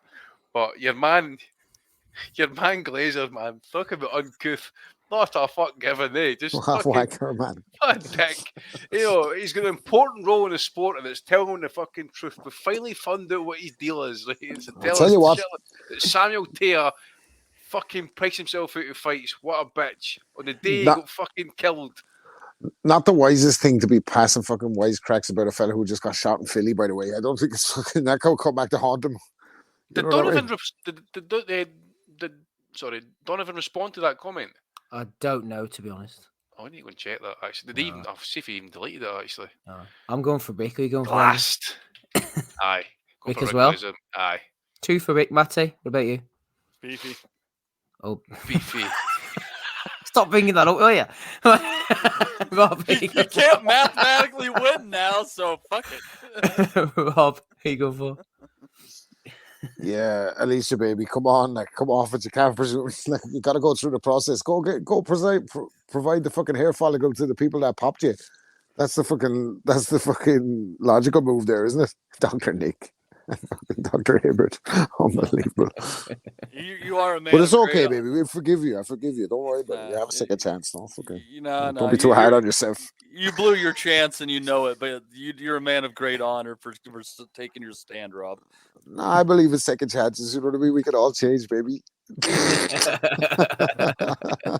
Yes. Baumgartner can come again. Jade can't. But Rick Glazer. Well, not with Rob. She couldn't. Hey, I see Glazer responded who cares to about her? Twitter, by the way. Glazer what, Andy? I see Glazer responding to one of the Boxing Asylum tweets on Twitter. He says, yeah. I don't know who put it out, but he responded, no, I haven't. I've made fights that were fair to both competitors. So he's a promoter as well, plus a matchmaker. Well, he's a matchmaker, promoter, biggest truth man teller. in And boxing, a Andy. snide bastard as well, by the sounds of it. Yeah, keeping the sport going. Bringing the bants. Yeah, bringing the bants. Most importantly, he's Value of the Week winner for $5.50. Congratulations, Rick Glazer. And that's all of them. We had a super chat, didn't we, Matty? John Mulhall, €5.99. Shout out to John, keeping the lights on. That's all. Was that the only one? Fuck me. Fair play, John Mulhall. Yeah, good lad, John. Tight bastards. Yeah, they're a great bunch of lads, and the Patreon is growing all the time. I'd like to thank everybody in there. Got the Boxing Nutters Prediction League. Someone send the Patreon link to fucking His Excellency. Will you send that on to him? Get him in. He'd love the banter, wouldn't he? Yes, he would. Who wouldn't? Who the fuck is here now? Jesus.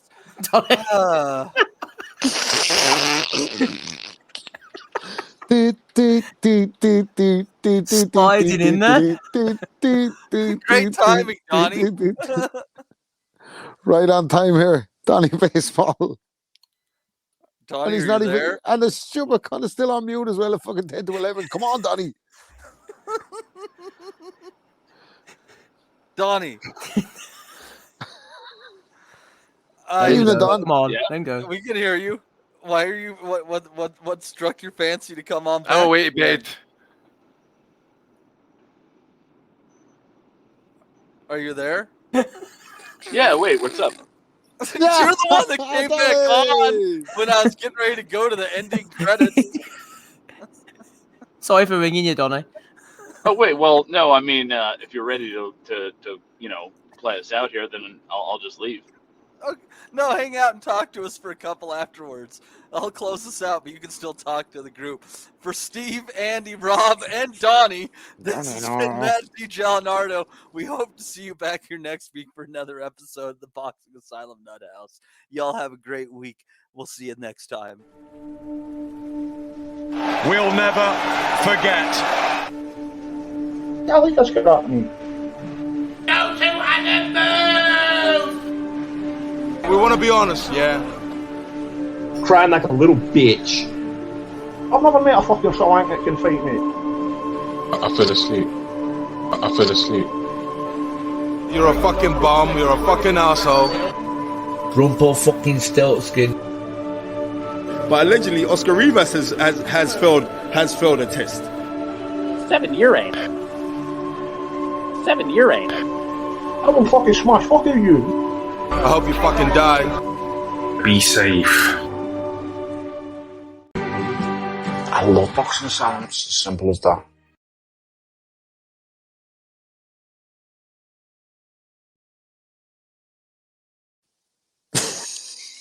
Sports Social Podcast Network.